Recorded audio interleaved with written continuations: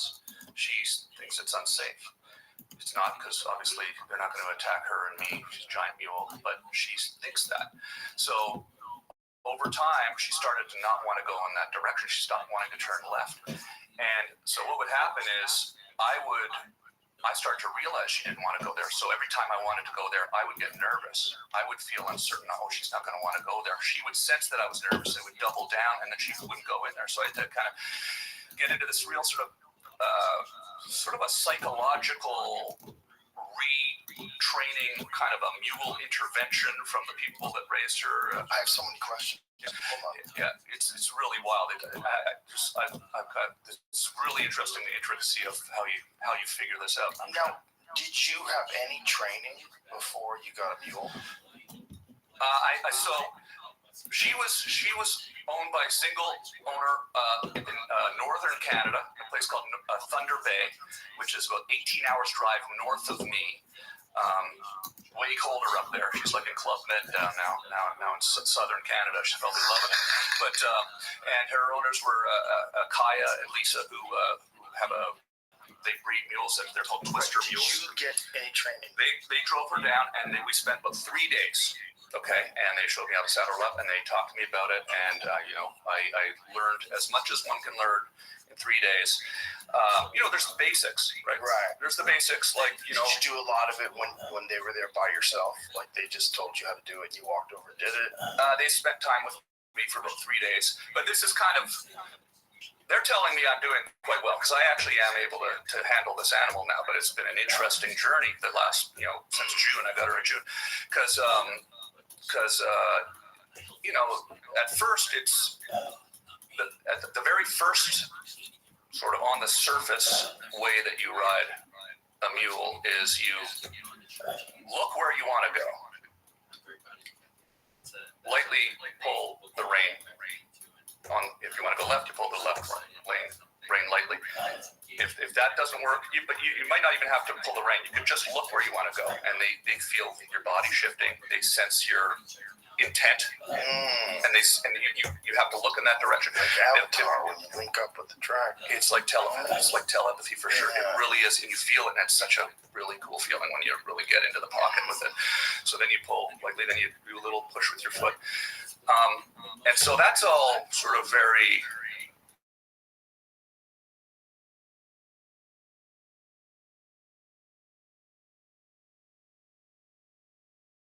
The overall psychological sort of hierarchy that gets created and a trust level that's created between the mule and myself, the more I screwed up, just even in the barnyard, the more I let her get in my space. You don't ever want to let a mule get in your space. Gets in your space. Another sort of easy way to control that is you can just put your hands up to her eyes like that. You don't even have to touch her, right? And then they back off. I didn't know that, right? So I was kind of I'm pushing it. Oh, boy. It's like I'm trying to stop. You realize how small I realize how small I am, and it realizes I don't know what I'm doing, and it loses all respect. And so you start to once you start to learn a little bit deeper about how to handle those just on the ground with her, then once you get up on her, she has a little bit more respect and is more apt to listen to you. But it was really interesting because they came back. They're really great. They're trying to bring more mules into Canada because they love mules, and there is something very different and special about mules because of their intelligence, and so it's really interesting. They came back and spent some more time with me, and we would go out. We went out on the trail. And Fanny doesn't like ATVs, okay? So I've got this Polaris side-by-side that I drive around the property on. It's a noisy, ATV, four-wheel vehicle thing. And they were driving ahead of me and to kind of instruct me, and I'm following along. And we're coming up the trail, and they stopped. And as we approach the ATV, it's parked on the trail. There's a space on the side. I'm going to ride around the trail. But in my head, I'm thinking, Fanny's not going to want to go around this ATV. And we get up there, and I try to turn her around the ATV by looking, pulling the rein, pushing my leg. She just stops. And when she stops, when she decides she doesn't want to go, this isn't like a little trail riding, carnival horse. She gets going and will turn and really kind of get quite, aggressive in a way, and which is kind of exciting, though, I got to tell you. And I was a skateboarder. I got pretty good balance, so it was kind of interesting. But the thing that was wild about it, so then I go, well, she's not going to want to go around the ATV. I say to Kaya and Lisa, and they say, no, well, it's not that she doesn't want to go around the ATV, it's she knows that you think she doesn't want to go around the ATV. You have to think in your head that she wants to go around the ATV. What? Yeah. Because when you're subconsciously, whether we know it or not, as human beings, we didn't always have language, right? Right. Someone invented language at some point. Before that, we were just kind of all this nonverbal communication and energy, right? So you get up to the ATV, and if I'm thinking, she's not going around the ATV. Oh, look, my whole body just went like that. I sighed. I felt like a sense of defeat, right? She feels that just through her saddle. It's not total like voodoo. She feels like, yeah, but it might be a little bit of voodoo. Possibly as well. I mean, it seems like there's a magic to it. Attribute all that to body. She feels it. She's so smart. So a horse doesn't necessarily sense that as easily as a mule, like quite a bit less easily. So that's why people say mules are stubborn, because they're sensing all of these little nonverbal cues that a horse might just be apt to say, oh, he pulled on the rein, so I'm going to go that way. He pushed his foot, so I'm going to go that way. So, and that's why also mules are also extremely, they're used in war, and they're used in Grand Canyon trail riding and things like this, because, if a horse is walking along the edge of a cliff, and a snake jumps out, the horse might be apt to just jump the other way off the cliff, killing himself. Whereas a mule will instantly identify cliff that way, snake that way, danger both ways. Mule will kill the snake. It'll stomp out the snake. So, or it at least won't jump off the cliff. Right. So that's way better. Yeah, better. I think we should just all have mules. All mules. You should get a mule. I definitely would not Yeah. Have the time to be training a mule. It seems like that's. Here's my question, though. This is the other question I got to remember. Why would you think that the wolves would not attack the mule? Well, it's not. First of all, because if she's scared of the wolves, I think she should be scared of the wolves. Donkeys and mules, especially donkeys, and mules have donkeys, so they're actually used a lot as livestock protection animals. So, because they'll stomp out a coyote or a wolf, so a lot of farmers get them, put them in with their sheep, and they'll actually protect the herd. So that's awesome. So it's not impossible, but it is pretty uncommon that coyotes, and in my area, the wolves are not gray wolves; they're timber wolves, so they're not, as big, but they're big enough though. They're about the size of huskies. So they mostly kill deer and smaller stuff. They don't try for elk, right? Because the big gray wolves will take out elk. Yeah, I'm sure they. I think moose. Yeah, absolutely. Moose are so big, man. For a wolf to take out a moose, that's crazy. Yeah. These are my trail cams at my place. Wow, drop a deuce right there on your trail cam, staring you in the eye. That's an alpha move right there, son. I guarantee that's the alpha. Yeah. He knows you got that trail camera. You say, Tom Green, check this out, bitch. Yeah, shit right in front of your camera. So it's the only way to know 100% for certain that they're wolves and not a hybrid. I know you know all about this, Joe, but like the coy wolves is to do a DNA test. But coy wolf is kind of a misnomer, because a coyote is a wolf. Yeah. The reason why the coyote spread so far across the country is because they have like a built-in mechanism to protect them from gray wolves, because gray wolves would kill the coyotes, whereas the red wolves in the East Coast would breed with the coyotes, and that's where you get the coy wolf. I think they're viable. I think when they breed, they can breed. Oh yeah. I don't think they're like a donkey. Or like a mule, rather. You mean a coyote and a wolf? I think when the coy wolves, whatever they call them, coy wolves, I think they're viable. I think they have babies. Yeah, absolutely. No, they are for sure. Yeah. And it's not really. It's not different. It's kind of like two different kind of dogs or something. Exactly.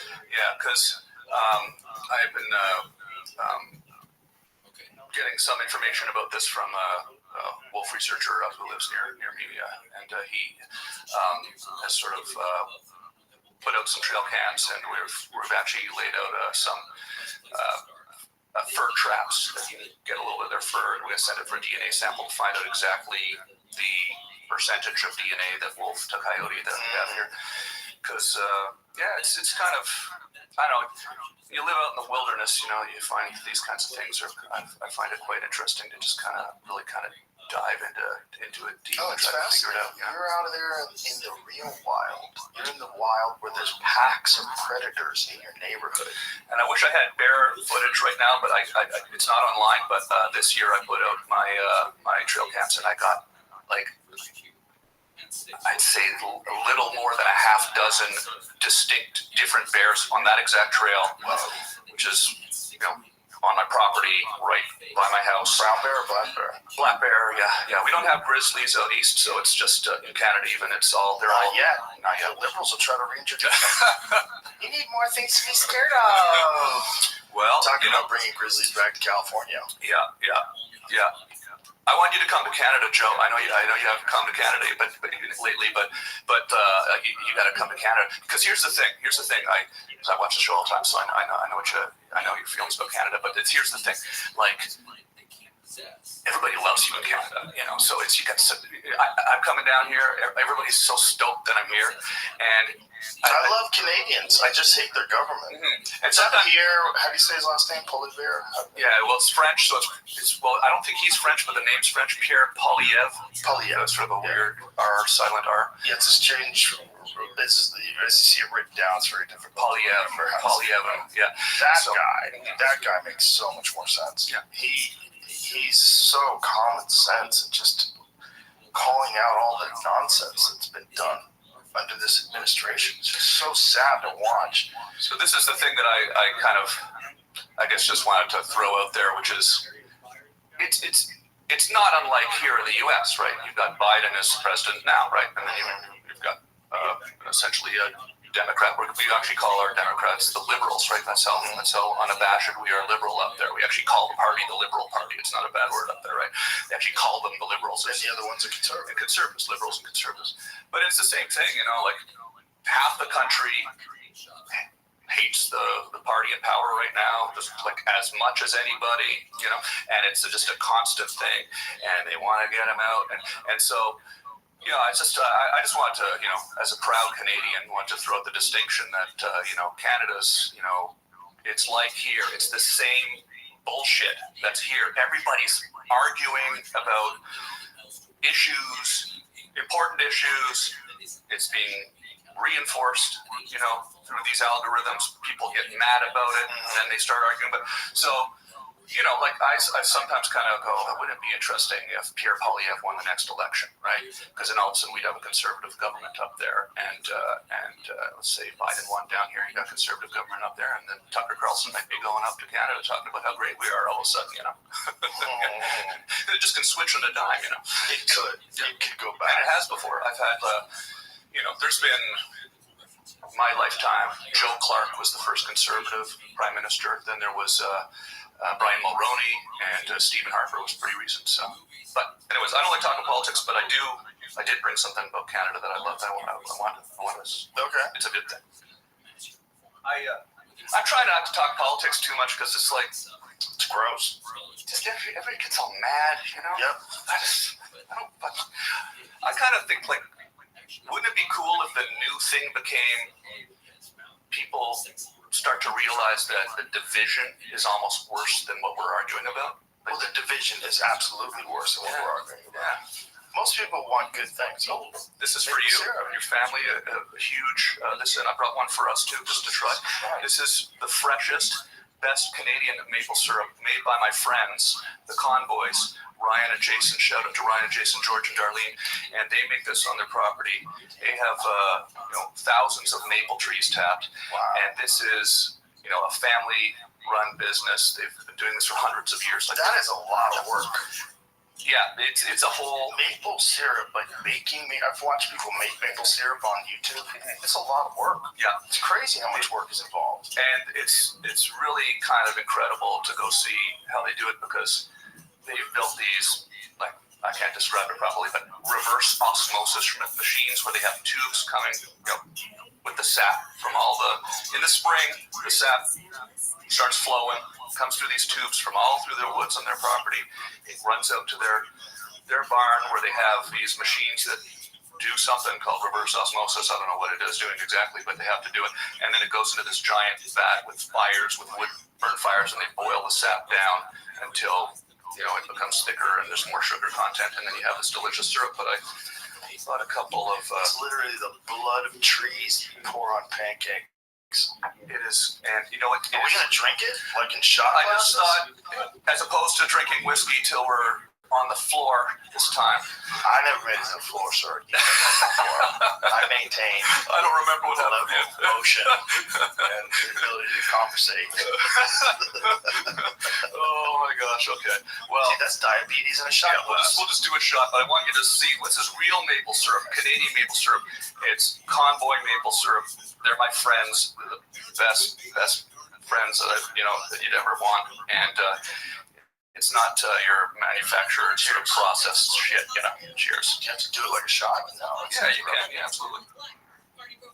Oh my God, I can't drink this whole thing. Yeah, it's really good though. Pour it on some pancakes. Yeah. It just makes you think, like, how much sugar are you getting from pancakes with a pile of maple syrup? Like, you're getting a fuck ton of sugar. Mm-hmm. Yeah. How much sugar is in? What is a shot glass? How many ounces is that? You should know this. 1 ounce. Let's just see how much sugar is in 1 ounce of maple syrup. Yeah. God, how could you drink that? Yeah, no, you don't really drink maple syrup, right? Because we're just doing it for a gag. For fun. Pour it on your pancakes. It's amazing how good it tastes on your pancakes. It's good in coffee. Put it in your coffee in the morning. So I keep a big jug of it. 17 grams in a shot glass. Yeah. And I guarantee you, if I'm having pancakes, I am drowning those bitches. Yeah, absolutely. So I got you. I'll get you more whenever you need some. It's the best. It's different than waffles with that on it. Oh yeah. Son. Mm-hmm. Lots of butter. Oh yeah. Up to 20. Up to 20. Okay. 20. So if I'm having pancakes, I'm having 120 at least. Yeah. I'm pouring a bunch of maple syrup on that shit. 6 ounces. Yeah, easy 6 ounces, like a glass of it.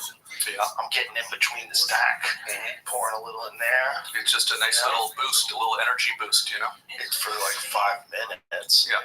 Coma for the rest of the day. Yeah. This episode is brought to you by ZipRecruiter. This month, it's all about St. Patrick's Day. So, to help get into the spirit of things, I want to share a fact. Did you know that the odds of finding a lucky 4-leaf clover are 1 in 10,000? I'd say that's pretty difficult. Fortunately, if you're looking to hire, you don't need a 4-leaf clover. You don't need any luck. You just need ZipRecruiter, and you can try it for free right now at ZipRecruiter.com/Rogan.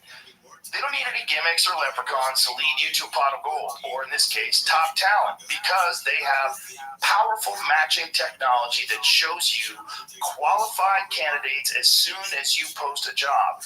And once you review those candidates, you can invite your top choices to apply, which encourages them to apply sooner. If you're curious to see how much ZipRecruiter can help you, today's your lucky day, because remember, you can try ZipRecruiter for free at ZipRecruiter.com/Rogan. In fact, 4 out of 5 employers who post on ZipRecruiter get a quality candidate within the first day. Once again, to try it for free at ZipRecruiter.com/Rogan. That's ZipRecruiter, the smartest way to hire. This episode is brought to you by Me Undies, my all-time favorite underwear. I'm wearing them right now. I don't even have to check. They're all I wear. They're the shit. Guys, we're pretty much stuck with what we've got when it comes to appearances. And there are things that can help you feel more confident, though, like makeup, if that's what you're into. Or another thing that can help, I think everyone can get behind, is wearing the right clothes. And for the men out there, that means getting contoured pouch and ball caddy from MeUndies. What? The contoured patch and ball cat, you say? This underwear makes you look good and feel good with a micro-modal sling that gives you the support you need down your nether regions. You never want to take them off. They're awesome. That's not the only great thing you can get from MeUndies either. They have a lot of different apparel, including loungewear. And everything comes in different prints, styles, and sizes, all made to be flattering and very comfortable. Seriously, the fabric they use, it's breathable, it's stretchy, it's soft, but don't just take my word for it. Try them out yourself, and if you don't love your first pair of underwear from them, it is on MeUndies. How about that? How about that deal? Good things come in big packages. Get 20% off your first order plus free shipping at MeUndies.com/Rogan. That's MeUndies.com/Rogan for 20% off plus free shipping. MeUndies, comfort from the outside in. Tap the banner or visit this episode's page to learn more. Yeah, absolutely. Miss your first shot and you get another chance to score. That's right. Get a bonus bet back in the amount of your original bet if your first bet doesn't hit. Download the DraftKings Sportsbook app now and use promo code IHEART. New customers can get a no-sweat bet up to $1,000 if your first bet loses. Only on DraftKings Sportsbook. With promo code IHEART, the crown is yours. Must be 21 or older. Indiana only. One no-sweat bet per new customer. Issued as one bonus bet based on amount of initial losing bet. Bonus bets expire 168 hours after issuance. Deposit wagering and eligibility restrictions apply. Terms at sportsbook.draftkings.com/promos. Gambling problem? Call 1-800-9-WITH-IT. Tanya here, and there are many ways that we can all help raise awareness around HIV. But maybe the most important is just talking about it openly and honestly. There's no cure for HIV, but there are effective treatments that, taken as prescribed, can help you live healthy with HIV and get to and stay undetectable, which means the amount of the virus is so low it can't be measured by lab tests. If you're living with HIV and not on treatment, talk to your doctor about treatment options. Learn more at treathivtoday.com. This message was sponsored by Gilead Sciences. Southwest weather from KFI. Partly cloudy early today, mostly cloudy later on. The high temps today, mid-60s, around 70 in Metro LA and OC, and in the valleys. Mid to upper 60s in the beaches and low 70s in the IE. Cloudy tonight, low clouds and fog in the morning to start, then turning sunny, but it's going to be a little bit cooler. 47 degrees now in Fullerton, 49 in Garden Grove, and 49 in Rancho Cucamonga, and 50 in Inglewood, that's Garden Grove. We leave local, live from the KFI 24-hour newsroom. I'm Sandy Wells. Listen on the free iHeartRadio app for all your music, sports, talk, and podcasts. Free. Never sounded so good. KFI AM 640.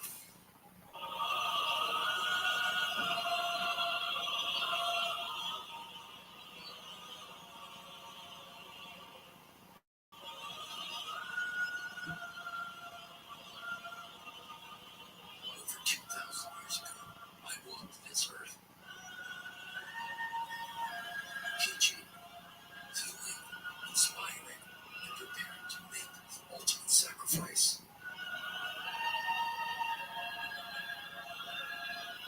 For God so loved the world that he gave his only begotten Son, that whoever believes in him shall not perish, but have eternal life. What if today you and I could talk, voice to voice, and you could ask me anything? You were listening to the Jesus Christ Show.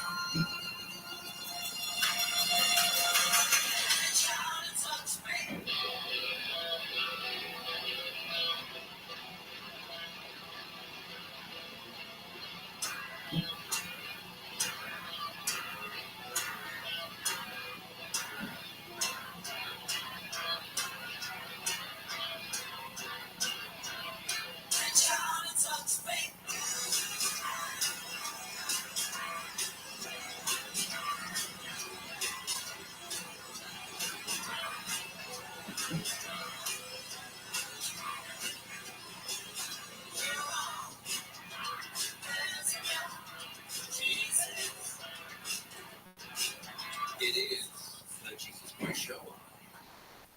Your holy host, happy to be with you this Sunday, as I'm with you every single Sunday right here, answering your questions and talking about the things that truly matter in life. Of course, the afterlife. I encourage you to be bold and brave and go to that phone with your theology question or life situation question anywhere in the U.S. of A. Dial 800-520-1534. That's 800-520-1534. You can also follow us on Twitter at Jesus Show. At Jesus Show. Chip, welcome to the Jesus Christ Show. Hello, Jesus. Hi, brother. What's going on? Roughly, I don't know, 10 years ago, I was heavily involved in Cell Church, and things were going great. And then all of a sudden, my prayer life became, I don't know, for lack of a better description, putting my prayer in a bucket that disappeared into the black distance. And when it started to happen, I recognized it immediately because I was so used to feeling the presence of God. Just didn't, I driving to work, I talked to him, and, pulling on, I just, I talked to him, and he was always there, whatever. And then this started, and so I recognized it changed immediately. And I prayed with even more vigor, and, I said, what am I doing wrong? I know it's me because it's not him. It had to be me. What have I done? What did I do? What am I doing? I asked my friends to do the same. My friends prayed with me and for me. And, I was, drop a bus on me, whatever it takes to open my mind or my eyes or my heart or whatever I've done. And finally, after about 5 years of doing this, I just kind of, I don't know, I'm wondering if I'm just full of baloney. I'm wondering, is this what it's, do most Christians not feel the presence of God? Was it my imagination? Well, it depends how you're feeling, Chip. I mean, are you saying that you felt God when it was attached to certain things that you got that you wanted? No, just going along. He was just there. Yeah. How has that changed? I don't know. I mean, the self-church I was a part of, fell apart. But we joined another one, and that didn't go real well either. But, and sometimes when I hear those things, here's the rule, Chip, straight out. If you are standing in front of a building, and you see it in front of your face, and it's right there, and then all of a sudden, a couple years later, you don't see that building, the likelihood of that building getting up and moving is slim. right. It's you that's moved. Exactly. So you're the one, the pillar of God stands firm. If you're not seeing God, usually it's because you've moved away for some reason. And if you get caught up in the movement of a church, or the movement of a body, or a particular teacher, or anything, you get caught up just in that. Absolutely. Yeah. But I guess if you're out there on your farm, And it doesn't mean fucking throwing hay around all day, exhausted. I did this summer in August. I have some fields with hay. We cut the fields, and I have some local farmers that helped me cut the fields to square bales. So you're really farming. Yeah, I had Farming for real. farming hay for my animals. Yeah, I had 580 bales of hay off the property this year, and we had to lift it all, carry it all onto a hay wagon. See, because I'm going to try it figure out a way to do it a little differently next year. But normally the farmers that have done my property for years, they've been doing these big circle round bales, But I wanted to get square bales this year because it's easier to handle for the horses every day, the mules and the donkey every day. So see, every day I go to the barn, I pick up a bale, feed about a bale and a half of hay a day. It's cool because from May, June till about the end of September, you don't even have to feed them. They're just out in the pasture eating grass. Which I often think about, when you think about vegetarians, and you go, how do you put on, muscle with just that? And you look at this giant animal, all it's doing is eating grass all day, and they're massive. But yeah, so that I got to figure out a better way to get it in the barn this year because some of my They have friends to eat it all day long. That's the difference between eating meat and eating grass. Yeah, watch predators. Predators eat and they sleep all day. But you watch a donkey. Yeah, those motherfuckers are just eating all day long. Yeah. They have to eat all day long. Yeah. They're always eating. Yeah. Because there's not a lot of protein in that food. It's going to break down in their weird digestive tract. Yeah. Yeah. This undulate digestive tract. So Fanny and Kia have come from a pasture that had 20 other animals in it to my place where they're just there by themselves with the whole field to themselves. So Fanny was putting on some weight last summer. I have to now kind of monitor how much she's out the pasture. I should correct myself. Undulates are cows and shit. Thinking of cows. Right, the weird stomachs and stuff. I'm not exactly sure how the stomachs work on these. I don't know how those equines, but I know that, like, to think that you can get that jacked eating vegetables is ridiculous. Right, that's what I was kind of thinking. Because I always vegans always like to make that comparison. Yeah. The gorillas, they eat nothing but vegetables. They have a totally different body. They are also not humans, yeah. Yeah, they're not human. Yeah. It doesn't mean if you ate what a fucking horse eats, you look like a horse, you dumbass. You're not a horse. And also, do you know how annoying that would be? To have to eat grass all day? It doesn't sound like a blast. Not a lot of variety there. Yeah, I think about that. I have cookies for them. I have little, I have a vitamin, sort of a vitamin mix of that I give them every day. Is variation to their diet good though? Like for some animals, when you got it. For instance, apples. Okay, I have apple trees at the property, and that's one of the places she loves to walk towards the apple tree. Right. There's apples on the ground, so she always, you can feel her pulling towards the apple tree. So, but you don't want her to eat, a bunch of apples because that can create acid in their stomach and they can get sick. Yeah, I was wondering that. Yeah, like, what happens to them in the wild though if they find a bunch of apples? Yeah, it's interesting. Yeah, I'm not sure. Fucked up. I'm not sure if they. I don't know the answer to that. But maybe they kind of somehow self-regulate when they're left to their own. But you can feed them carrots and one thing, I haven't done this yet, but I understand that they really like. I was just told, because I'm actually thinking, what kind of variety can I give the ladies? So they really like a frozen watermelon to be tossed into them. Oh, no kidding. So and they'll just bears like that too. Oh yeah. Yeah, we went to a grizzly bear. I guess it's just like a conservation center where they have these enormous places. It's in Montana, but they're like captive, but it's really an enormous construction thing. And the bears have like swimming pools and shit, and they would roll them out, these frozen watermelons, and watch them bite through a frozen watermelon will scare the living fuck out of you. Right. Because they go through it like it's nothing. A grizzly does that. I've seen hippopotamus do it on YouTube, but a grizzly does that too. I think most of the time the hippos are doing it. It's not with a frozen one. Yeah. But they were saying that this bear's favorite treat is frozen watermelons. And yeah, a frozen watermelon, you just go through like it's a grape. See, grizzlies are terrifying. Although I admit that I am also actually it's probably not really a warranted or fear, but I am nervous about these black bears, on the property. You should be nervous. What are you talking about? They do attack people occasionally. They will attack you. And if black bears attack you, they're attacking you to eat you. Yeah. It's a little bit different. Statistically, the odds are in my favor. I think it's not as, like grizzlies, they've attacked a lot of people. I think black bears maybe only attack one person a year or something like that. They attack people. Yeah. I mean, there's a guy that killed over by Rutgers in New Jersey. He's killed by a black bear. Yeah. There was a friend of a buddy of mine's went hunting for his very first trip.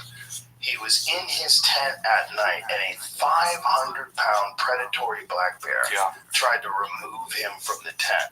And his friend shot the bear and accidentally shot his friend in the wrist. Yeah. So he got shot in the wrist with a rifle. The bear gets shot. The bear runs off after it gets shot, and then they don't. I think they recovered it. I think it's dead. Yeah. But imagine your first night ever camping in a tent, and a black bear tries to pull you out and eat you. Yeah. So I think sometimes people bring food in their tent. That's one common mistake. So your food, bitch. Your food in the tent. Your pig's in a blanket. If you bring in you should really. That is one thing that is why they go in the tent slot. They smell someone brought their sandwich in the tent or whatever. That's true. But. Yeah, no, I mean, look, I'm right there with you. There's something about it though that, you know when you're out there in nature and you kind of your sort of natural instincts kick in, where you feel it, and the fact that there is something unpredictable or that you don't understand out there is kind of exciting. You know, like the fact that there is, you know, I'm not really truly expecting to get attacked by a bear, but you know, your senses are alert. You're listening into the woods. You know they're there. You know they know you're there, and they probably left. But maybe this is the one time where they're walking along with their cub, and you get in the wrong position at the wrong time. And so, you know, often when I go for a walk, I have bear spray on me. I sometimes, you know, have a rifle on me. I don't carry it with me every time I leave the house, but I've got a few rifles, and that I've not really been a hunter, you know, in my life, but I kind of, so many people around me, you know, or the country, everybody hunts, and I think I'm gonna maybe. How much land do you have? 150 acres. So it's kind of Certainly hunt on that. yeah, and there's deer, and it's quite something that I never really expected to kind of live like that, but it's really kind of interesting. And then it backs onto lots of you know, thousands and thousands of acres of protected wilderness. So they, you know, it's Are you allowed to hunt back there? yeah, and on my property too. So What is the tag allocation like? Do you get landowner tags? Do you get tags because you're a resident of the area? you still have to get a hunting license. So Right. in Canada, you know, it's if you want to get a rifle, first of all, it's completely different than in Texas, right? You can't just go buy one. You have to go take. It's like getting your driver's license. Essentially, you have to go take. You have to write a test, and you have to pass it, and you have to do a course, a safety course, and then you have to send that into the RCMP, the Canadian, you know, the Mounties, right? They review it, and then a couple months later, you get your non-restricted firearms license, which allows you to go buy a rifle. I've been collecting lever action rifles, you know, so I've got just, you know, That's cool. relatively new to this, but you know, when I was out in the desert, I had a shotgun with me. I had a hunting license when I was in New Mexico. I was trying to hunt some quail. Never saw a bird though, so it was, you know, I was hunting, but I never saw anything, so I didn't really do. It's hard. I'm still hunting, but I never saw anything. So, but yeah, so it's there's. That's why. Trying to think of what I want to tell you here, Joe. That's why I think I really would love you to come up to Canada sometime and visit, maybe, and come up and do some shows up there. People would love to see you. And there's just such a huge outdoors hunting, fishing culture. That's what being Canadian is. Once you get out of the city, right? It's people are just it's people love to hunt. People love to fish. I go ice fishing with my friends. We go set up a. Didn't they put new restrictions on firearms up there? They just banned handguns, absolutely, yeah, but not rifles, yeah, which is pretty extreme from an American standpoint, certainly. I mean, to think that. So you obviously, own handguns? Do you have to get rid of them? no, you're not allowed to sell them to anybody, and you're stuck with them. So it's that, and that's probably the biggest change that's happened in. You know, there is also no automatic weapons up there, so you can't get a AR-15, for example. It's AR-15s on automatic. or there's that caliber or whatever. Yeah, you can't get those weapons, but you can get a rifle, a shotgun. You know, I have a 308, I have a 243, I have a 22, I have a shotgun. You know, I have 20 gauge, 12 gauge, all the normal hunting. Rifles are fine. So, What was the thought process behind banning firearms from banning pistols? well, I wasn't really kind of. I think it was just an attempt to curb. Voted on? Well, they voted for the government, and the government did it. So you know, obviously. Some people aren't too happy about it. One thing about Canada is like the gun culture is different up there. It's more people are. I think I'm going to get in trouble with the people that are handgun enthusiasts in Canada, but it's just not as common up there. It's more about hunting and hunting rifles, but there are probably a lot of people that are pretty upset about it for sure. You know, it's. they're not actually taking away people's rifles or anything like that. So, but one of the exemptions is individuals train, compete, or coach in a handgun shooting discipline that is on the program of International Olympic Committee or the International Paralympic Committee. Looks like someone's going to have to become a shooter. Yeah, I compete. I'm personally not competing shooting. That's why I have to have this gun. I'm not really I don't really, I like my lever action rifle. I like my shotgun. I think I might hunt turkeys this year. I'd like to do that with a lot of turkeys on the property. I'm not really. I don't necessarily feel like I need a handgun. It's a different kind of. I don't necessarily feel that anybody should tell me that I can't have a handgun. Yeah, especially not the government. Yeah, especially not the government that's already done some really shady shit. Yeah, they did with the truck drivers. Right. Well, I'm from Ottawa too, so the trucker rally was interesting. Dude, they fucking took away their bank accounts. They seized people's, they closed people's and froze people's bank accounts that just donated money. Yeah. Is that coffee? Yes. You know what? I was first of all, the trucker rally was interesting because I'm from Ottawa, so I grew up. The Parliament Hill. I'm sure you saw it on the news. Like the Parliament buildings is our basically our Congress and our Senate combined, essentially, the House of Commons and the Senate. Downtown Ottawa is like Washington D.C. Right? That's our Washington D.C. I grew up there. I grew up skateboarding on the Parliament buildings front steps. I did a radio show. This is something about the freedoms of Canada that I think is interesting. Okay, when I was a kid, I did a college radio show, and it was midnight till 2 a.m.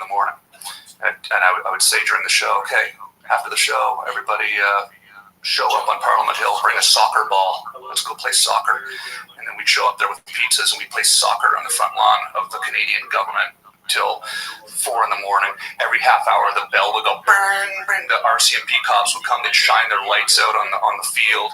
It was super positive, right?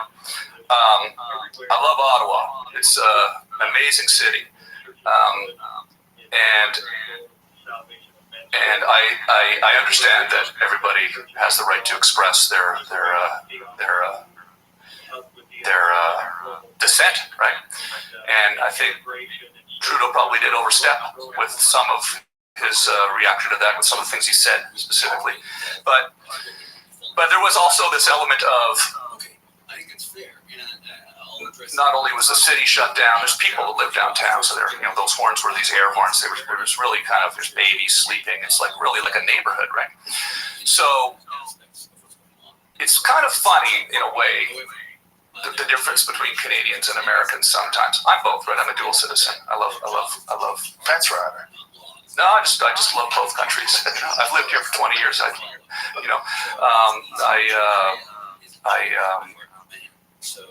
But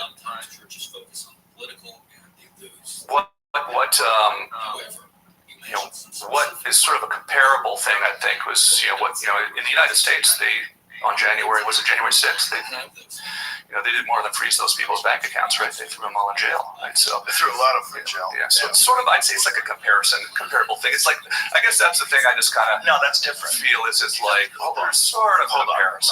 Hold on. First of all, it's different because they entered into the Capitol building. Right. You're not supposed to do that. Yeah. A lot of people broke glass, smashed windows, they did a lot of shit.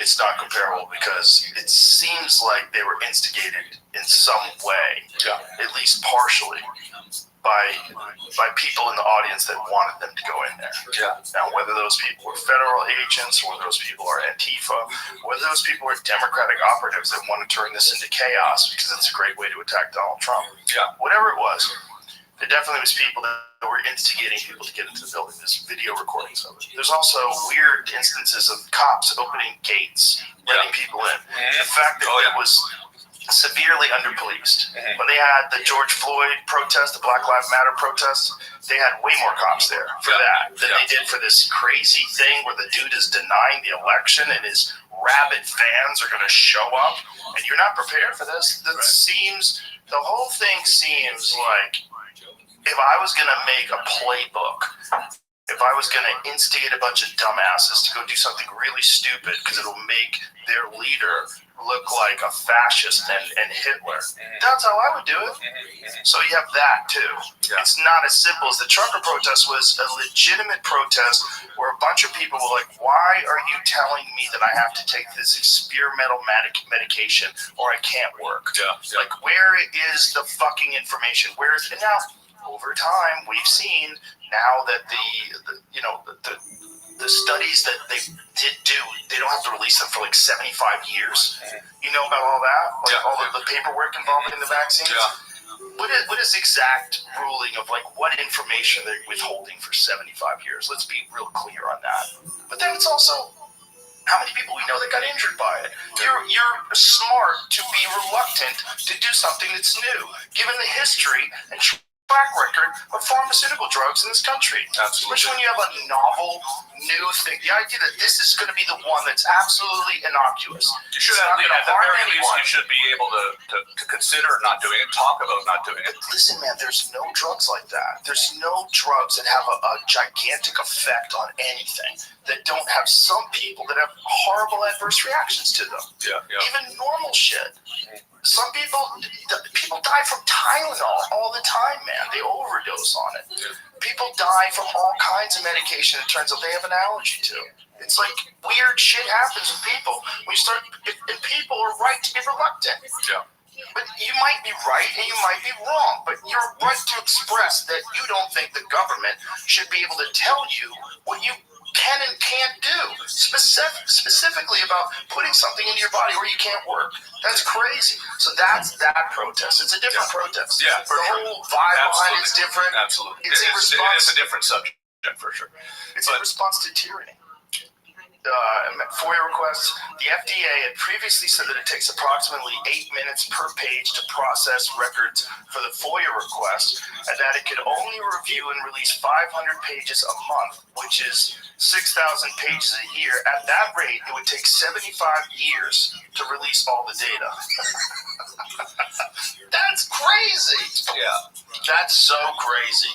I guess the point I'm trying to make, which is outside of the weeds of it, is when I'm hanging out in Canada, half the people I talk to are so excited for me to come down here, and they're all like, they were supportive of the truckers, right? Like this was not some fringe thing in Canada. Maybe the people that actually got in their truck and drove there and camped out there, maybe that was a little bit more of a dedicated protester than the average citizen. But there's it's just like here. You get people fuck Joe Biden, Fuck Trudeau. You know what you would probably be amazed to see. I don't know. This is so common in Canada that we just don't even think to mention it.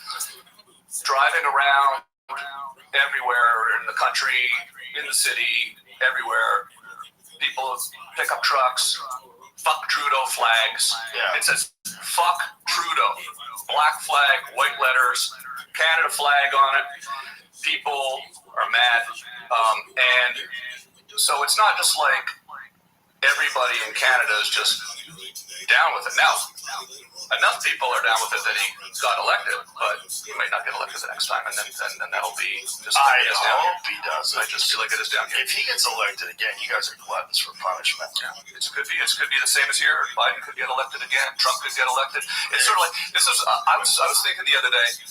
I'm almost kind of wondering. This is obviously a stupid idea, but I'm wondering, like, maybe wouldn't it almost be better if we just got rid of the elections and just let the conservatives run it for 4 years, and then just automatically the liberals run it 4 years. I can pick a million holes in why that wouldn't work, and just let it go back and forth, and then people can just be like, okay, let's just all get along. Let them have 4 years at running the country, do what they do, let the other side run for 4 years. It's kind of a pendulum that goes back and forth anyways, and then we can kind of get back to, just all getting along. And even if that did happen, the same problem would take place, and it's that the people that are embedded, that are running the government, the real people behind the curtain, they're always there. Yeah. They don't get elected. They're always there. And those are the people that are actually running the government. So it would be the same horse shit that we're dealing with now. Every 4 years, some new spokesperson comes in play, and they do a bunch of shit that pisses off half the country. And the same thing behind the scenes. The same people are running things. Yeah, it's so frustrating. And I got to the point where I started to kind of just try to disconnect from the conversation, which sounds sometimes I feel bad about it because you want to have a social contribution awareness. Yeah, but then you go, man, I just don't feel like talking about the same thing over and over again. It's like, but what I was gonna say though is that like Tanya here, and there are the whole system is set up so that one person can't be in control for too long. That's the whole idea about term limits. You got 4 years, and then you get elected again. You get another 4 years, and then you're fucking done. I'm just saying this. This is not something that I fully support, but there's something to be said for someone staying in there for a long time and getting it right if they're good at it. Yeah. Right? I mean, if I was in any other job, it would backfire with power and control. The problem is we are terrified of having someone like Putin, who's in control of Russia for decades, right? Sure. But if you had someone who was good at the job, you would want them to stay on the job. Like if you're the best CEO of your company, you're making record money and everything's doing great, the products are incredible. Yeah. You want to keep that guy as a CEO. He's obviously killing it. When Steve Jobs is running Apple, he's killing it. You don't want to remove him as a CEO. Because you know how long it takes to build anything, right? Right, and how long it takes to get good at your job. Build anything. Right, and to figure out who are the right people, who's backstabby, who's what are the issues, who's trying to climb the political ladder and they're just thinking about themselves only, they're sociopaths. Figure it out. It takes a long time to fucking work your cabinet now. If you had a president that was a young president that gets in at like 38, 40 years old and 20 years of running the country correctly, that's what most of these dictatorships have as a benefit. Yeah. It's horrible for the people, but it's the benefit of having one guy run things and just keep it locked up, and this is the right way to do it. We've been doing it this way forever. This is correct. Yeah, it's interesting that you got a couple. The most important job ever, and a new guy gets it, or a new woman, whatever, but someday, every 4 years. Yeah. That's crazy. And often trying to undo everything that was done 4 years before. Yeah, well, so that's what term limits brought in. But then on the flip side, we don't have term limits in Canada, and Trudeau's going to be there for, if you're not a fan of Trudeau, you go, I wish we had term limits, because he's been there over 8 years now, right? So, but that's because he's getting elected. Voted out. He might be getting voted out. It seems like the Canadians are leaning towards getting rid of them. Is that correct? It's one of those things where it's kind of feels like it's almost like 50-50 ultimately, but who knows? I think it definitely feels like it could happen. Who doesn't want? So they did a survey, and 1 in 3 people say they've snooped through their partner's phones, and that's just the ones who admit it. Look, it's only natural to be curious. Who hasn't snuck a little peek at their partner's phone? But that's why you have to use ExpressVPN. Sure, you can put a passcode on your phone or clear your history after all your late-night sessions, but it doesn't matter. Your browsing history is still 100% exposed. Just think about it. Who owns all the Wi-Fi networks you use daily? Your friends, your boss, your parents? Well, if you're using their Wi-Fi, they can see everything. To truly protect your privacy, you need to use ExpressVPN. With ExpressVPN, all I have to do is tap once and boom, everything I do online gets sent through an encrypted server. No one has access to my browsing history but me. End of story. And I've said this for years. ExpressVPN is hands down the best privacy tool on the market. It's easy. It just works.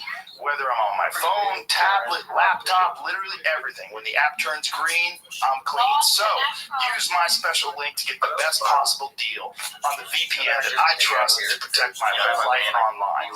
Visit expressvpn.com/Rogan. That's get 3 extra months for free. It's expressvpn.com/ROGAN. expressvpn.com/Rogan. Want to get rid of them. Who are those people? A lot of it's regional. I guess it's you know what? I kind of want. I knew if we were going to talk about this, I wanted to kind of sort of make this point because I want Americans to understand what Canada is. It's exactly like here. It's the same type of people that like Biden are the people that like Trudeau. Like the people in Canada that vote for Trudeau are the exact same people that they like Biden too. Right? There's nobody in Canada that likes Trudeau that also likes Trump. There's also nobody in Canada that likes Pierre Poilievre that likes Biden. It's exactly the same. It's the same division. Even on social media, it's the same. Like you go on social media, you go on TikTok, you got angry conservatives in Canada saying fuck Trudeau and we're turning into a communist country and all of this stuff, like completely the exact same thing as here. So it's just if I'm not here like trying to be a spokesperson for Canada or anything, but they would not want that. Well, I think that's what scares us the most about Canada is that Canada is so similar to the United States, but we're seeing your rights erode. There's also weird bills that keep getting passed. The C-16 bill, mandatory pronouns, mandatory use of someone's pronouns. And then there was the fact that you guys don't really have freedom of speech. You have hate laws. You have hate speech laws. And then you also have some weird shit going on with Canada trying to regulate the internet. And with the government trying to regulate podcasts and make podcasts subject to their... They did try. I did a little research on this. Yeah, he's like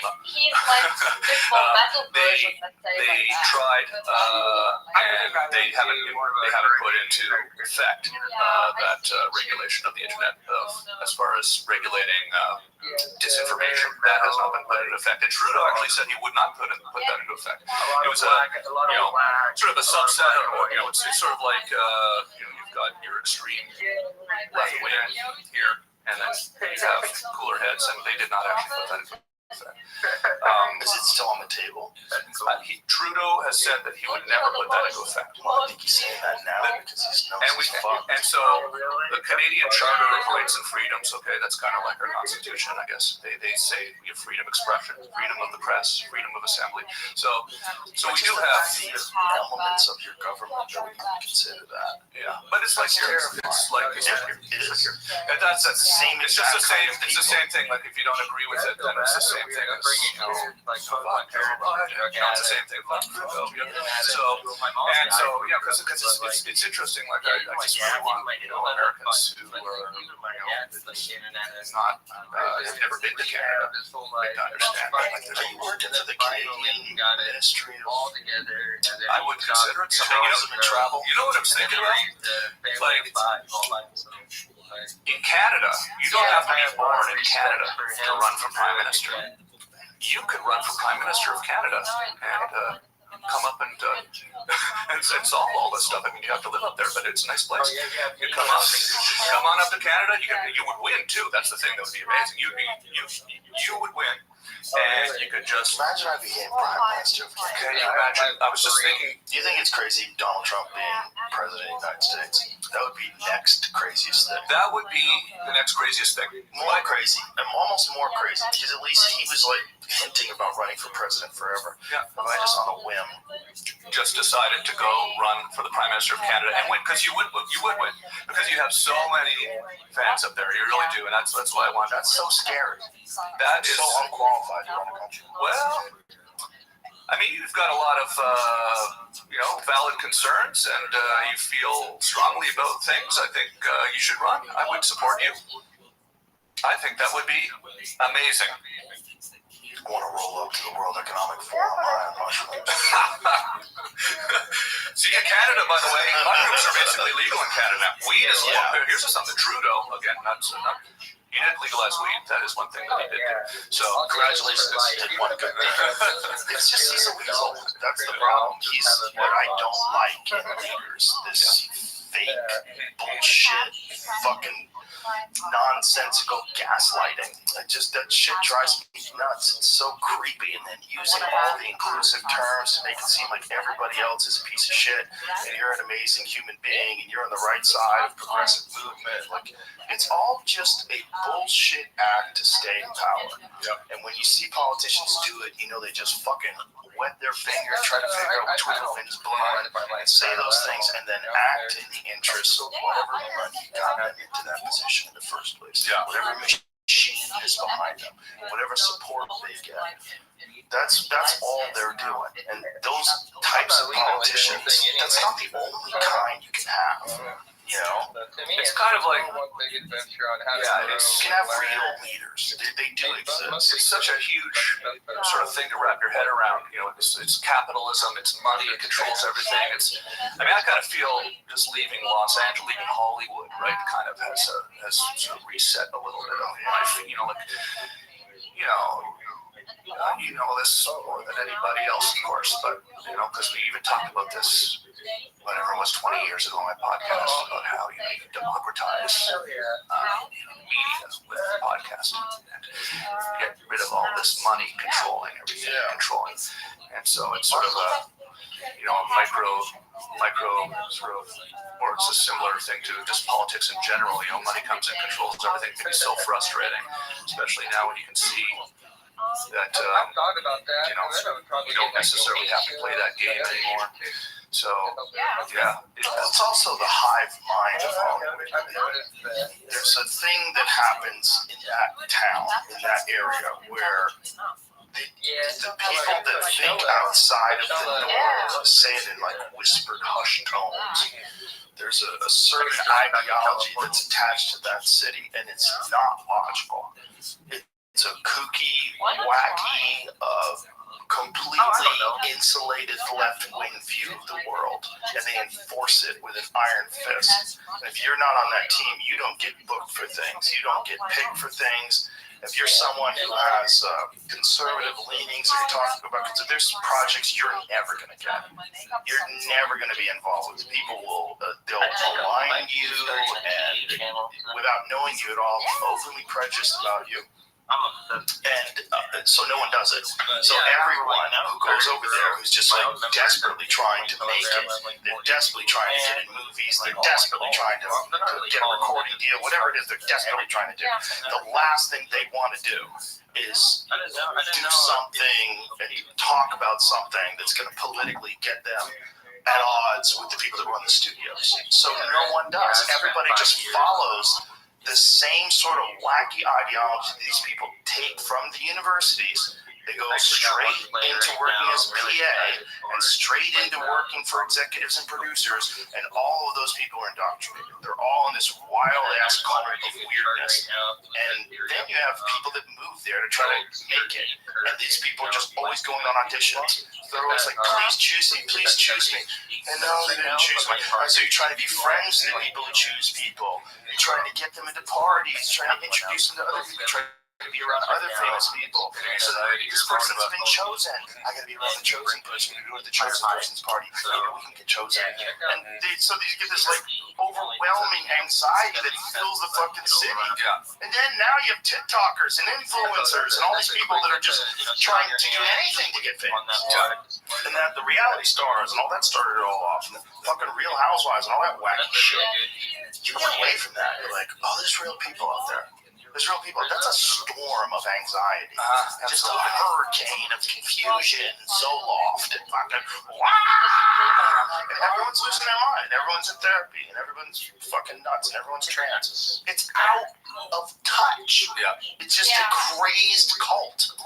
It's like, you start out as a stand-up comedian, and you are trying to poke holes in the absurdity of the world, and you're saying things that are not being said on stage, and then as all of a sudden you get brought into, and I'm sort of saying the every stand-up comedian, every outlier, every person that's doing something different, punk rocker, skateboarder, my goofy show was so out there when I was making it, and I was rebelling against, in Canada, in my little public access show, I was kind of trying to rebel against what obviously seems like a formulaic mainstream way of thinking to create art, right? And then you move to Los Angeles, because the show got on MTV, and I ended up moving to Los Angeles. Now you're talking about myself now. You're all of a sudden being asked to go on, the show, the Tonight Show, Saturday Night Live, and you're on these shows, and I was sort of a bit of a naive, moron, basically, like purposefully so. I would go on these shows trying to go nuts, right, and try to do something crazy, and just try to sort of almost disrupt the whole format of it, right, in those first couple of years as a naive person who didn't understand how Hollywood worked. And I went on, I had a similar thing to our last appearance here on Jay Leno. I went on Jay Leno when I had a film coming out. I went on Jay Leno, and I came up with this bit, let me roll the bar, remember they had the bar cart, the J bar, I'll roll it out on stage during the show, and then I'll do a shot of Jaeger with Jay. Jay doesn't. This is a crazy story. I've probably told you this before, but I do a shot of Jaeger with Jay, and Jay doesn't drink, so he said, "Okay, well, I'll throw it over my shoulder." Right? He's gonna call me today. So we go there, and I'm with my buddy, who's that's a buddy who like pushes you further into the darkness, right? You got a bad idea, and he pushes you further and makes it even worse. So So we're in the green room, I'm in the green room with my buddy, getting ready to go on the show, and he goes, "Do a shot now before you go on." I'm like, okay, so I do a shot now. Oh, wow. Get ready to go on. The bit's all approved with the Tonight Show. It's a gag. I know I'm doing real gag, right? But it wasn't planned that I would do a shot before I go on. He was doing another shot for me. Two shots. Do another one. So now I walk out, I'm 3 shots in before the show even starts. Oh, boy. Yeah. Well, and then I got out there and I did a shot, and the audience goes crazy, cheers, right? So then I do another shot, and so I did way too many shots, and it kind of ended up very similarly to our last conversation here. And it was actually pretty hilarious. It was one of those things where, it did get out of control. The next day, there was the New York Post had my picture and it said, "Dead drunk." It was just like one of those things. And Jay called me at home the next day. "You okay, man? You did really went up." But then, that was sort of the beginning of me realizing, you can't really. Why Tom Green went on Leno and deliberately got drunk. Yeah. And in hindsight, I go, well, that was, kind of the outrageous kind of young version of me that I was doing in the show that made perfect sense to do that for a gag. But then, the naive kid in me didn't understand, a lot of people in Hollywood did not understand that, and then got mad, and the movie studio got mad. Well, like the movie studio was on promoting a movie, and they're like, "Oh, we don't want you to go any more talk shows for the movie." And I was like, "Well, what? It was a joke. Obviously it was a joke," and they're not interpreting it as a joke. They're interpreting it as me being kind of out of control. Which, yeah, exactly. But it was a manufactured out of control. I was out of control, but it was planned. It was planned confusion, right?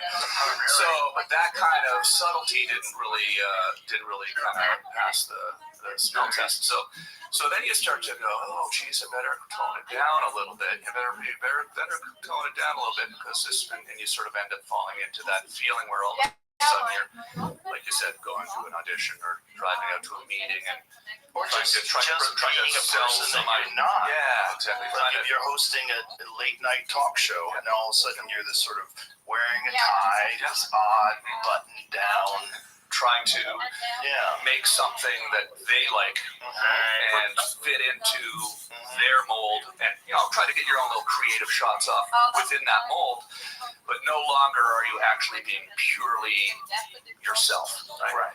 And so you end up living there for 20 years, and it becomes normal pretty quickly, right? And then you sort of slowly forget, this is just the way it works, I guess, now. And then eventually,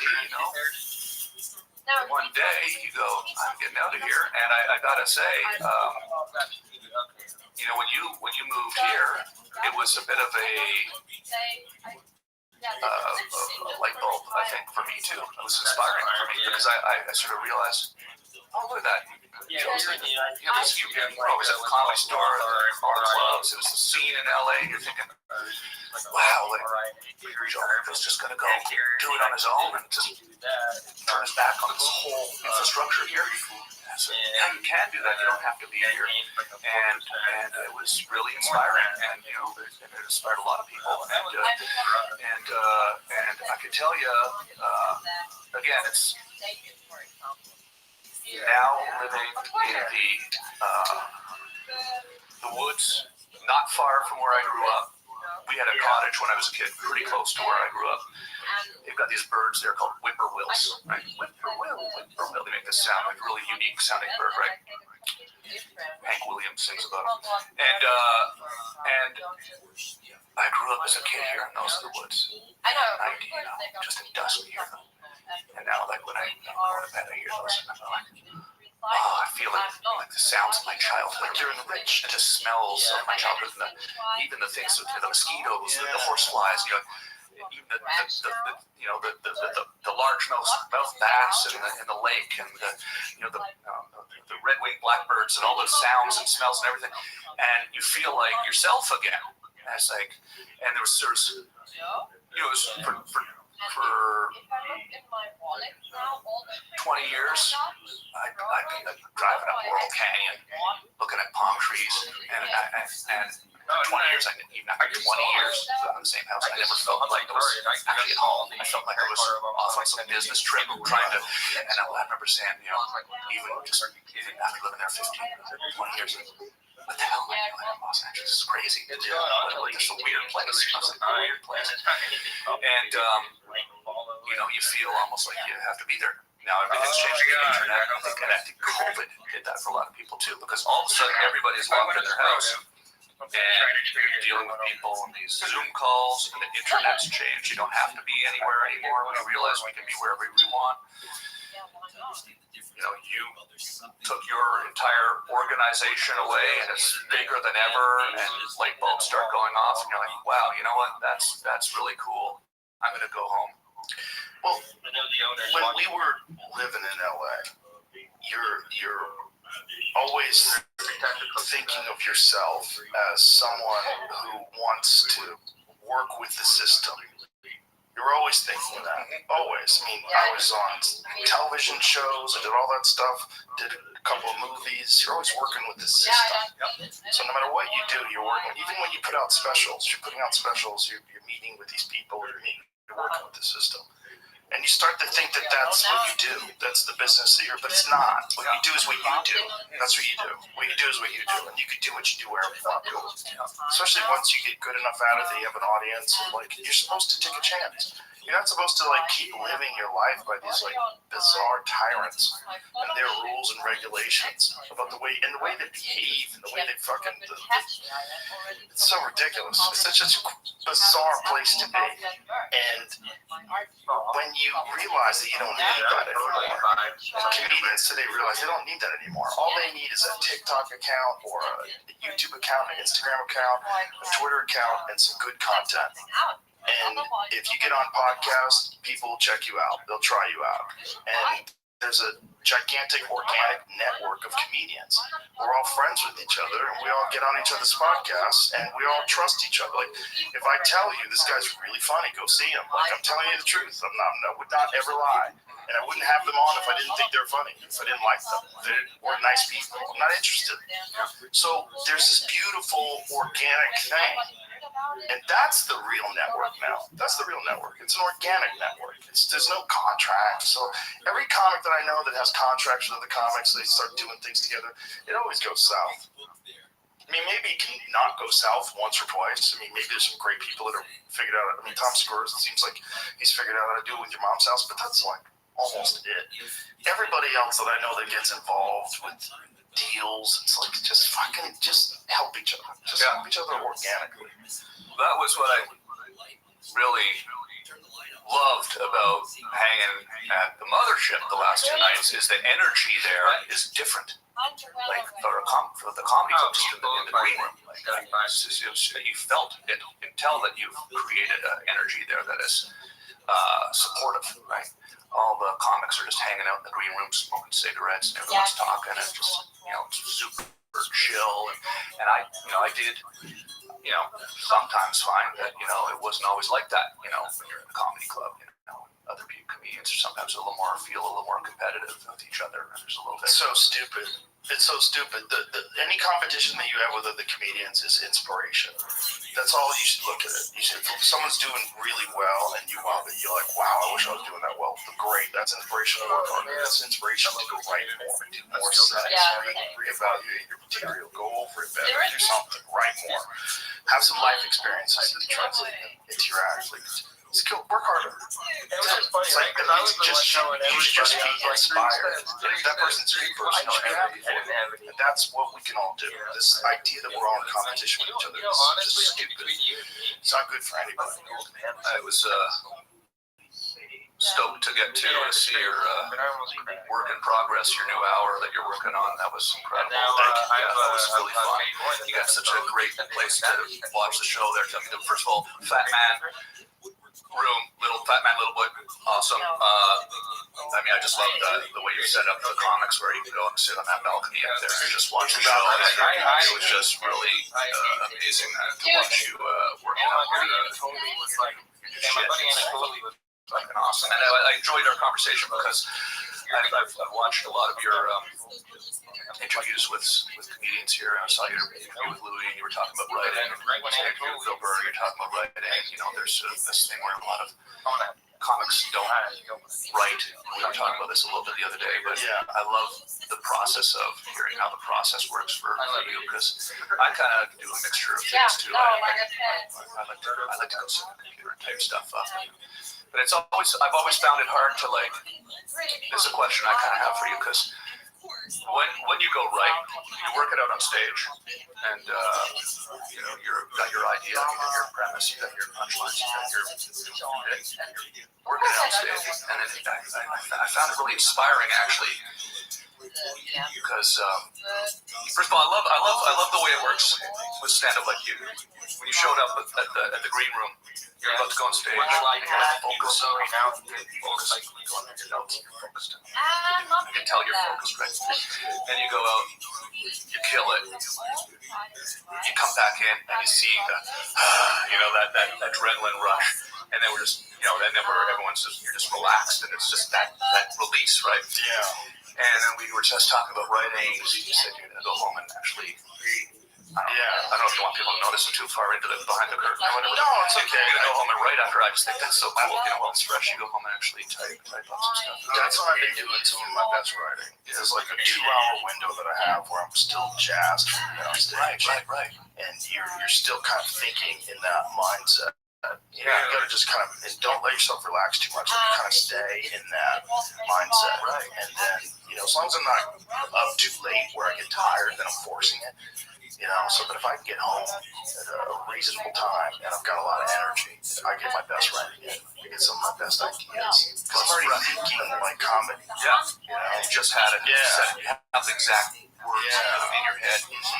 That I thought was a light bulb for me. That's inspiring because, I often find it's like, when you write something down, or when you do the set, and you write it down after, and you don't go get to writing, and then you never remember what the rhythm was later. Yeah. What the hell was it I said again? Right. I know it was way funnier than what I'm writing right now. So that's why recordings are so important. Yeah. Just put your phone on the little voice recorder thing, just to get a reference. Yeah. I was talking to Louis C.K. Had a conversation with him about this, and it was pretty interesting because I've kind of, I like to drink, but I kind of quit. I really have cut back drinking in the last. I quit drinking like 3 days ago. No, but stand up, I wasn't doing stand up when I was doing my TV show. I'd done it when I was a kid. Stopped it, did my TV show, started again 13, 14 years ago. Was drinking a lot, like I like to drink, like everybody likes to drink. And I go on the road, and I started realizing, man, like even if I go drinking Friday night after the show, my Saturday night shows aren't as good as they could have been because I'm kind of like carrying a little bit of this alcohol around in me from the night before. I quickly realized, the beginning was like, I'll have a beer on stage, right? Then I go, I better not have a beer on stage. I'll wait till after the show to have a drink. So then after the show Friday night, you know, on the road, it's fun. You know, you're in Cleveland. Let's go. Let's party. We're in Cleveland. You know, so, you know, you have a few too many drinks after the show Friday night. And of course, I was, you know, younger too, right? I was in my 30s. So you can handle it a little more too than when you're 52. So, but then every year that went by, it's like, oh, those Saturday night shows are getting a little harder to get through, you know? And it's just one too many Saturdays just lying in my hotel room, just waiting for the show to start hungover, going, oh my God, and then dreading and being on stage. So then I decided I was going to quit drinking when I'm doing stand-up. Like, so I'm not drinking this weekend, you know, until maybe Sunday night. Maybe I'll have a drink Sunday night. Maybe even Saturday night. I could do a hungover show Sunday. But gotta have a little fun. Listen, I got a solution for IV drips. Yeah. Oh, it's a game changer. So you bring that right on stage with you? No. I'm just kidding. You don't bring the The idea on next stage. day, The next day, Yeah. get a high dose vitamin IV. Well, the thing that I've been enjoying about kind of scheduling it where it's like I don't drink for a couple of days before, you know, a weekend like this, we're doing 5 shows, is like I find, and this is what I was talking about with Louie about, where I had a, you know, we're not close friends, but I had an opportunity to have a conversation with him about this once, and it was pretty cool because the way his mind thinks is so analytical about this type of specific, everything comedy, right? I was telling him, I was saying, you know, I stopped drinking before I go on stage because, you know, I feel like there was, I didn't have a drink for a couple of weeks, and when I was doing crowd work, I was just coming up with stuff that I was never, you know, when you have breaks at a crowd work and you get up and you came up with a intricate story that I told, and it was clear my mind was operating in a different level than it would have been had I just had a few beers the night before even, right? And then he said something that never really even occurred to me before, which is, you know, when you're working on a set, you know, if you have like a little bit of booze in your system even from the night before, and you're up there working on a set, you don't remember the stuff that happened on stage as well either. So then when you go home, you don't really even recall, you know, and that's the biggest, you know, big part of repetition, getting them to do these sets over and over again, and you remember everything and build on it and build on it. You're not retaining that information. So I'm really laying off the sauce, and I was actually I was excited to hear that we were going to do this show on the day of I'm doing 2 shows tonight at the Mothership, right? That man, and I was kind of excited because I knew I wasn't going to drink on the show. So And I you weren't going to repeat. yeah, I knew I was not going to do what I did last time, and so I kind of came. I'm not trying to encourage you to drink. Yeah, but no, I am trying to encourage you that if you do wind up drinking too much and you feel hungover, you don't have to just tolerate that. I like that too. Yeah, get an IV drip. There's IV drip, huh? yeah, if you're in town. That just seems like such an extreme. It's like, you know, you're drinking too much.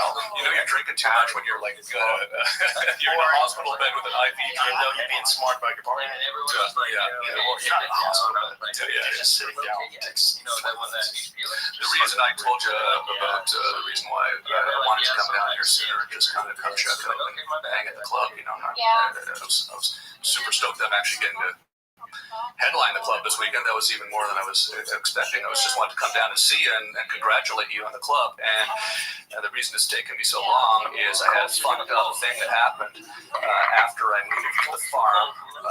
Basically, immediately after I moved to the farm and everything was going great, I had a major injury that I told you about. I don't get into too much detail about it, but I had a major injury in Costa Rica. I went down there for a vacation, and there was this, you know, a big bonfire on the beach, and everyone was having fun. I went to bed in the hotel. I wake up. I decide to go back to the bonfire a few hours later. It's like 2 in the morning at this point. The fire has gotten a lot smaller. I pick up a piece of driftwood off this beach, at this remote beach, right? I go up to throw the driftwood on the fire, and the reason the fire had gotten smaller is the people that had been at the fire put out the fire by burying it in sand, and they buried this huge bonfire that was about the size of this room in sand, and so now there was just a little fire with sand covering hot coals about 4 feet leading up to it, and I'm walking up to the thing, you know, barefoot, like in a bathing suit and a t-shirt with a piece of driftwood, and my foot goes into the sand, into these hot coals. Immediate realization I fall back. So if I'd fallen forward, I mean, my face would be burned. I immediately realized what had happened.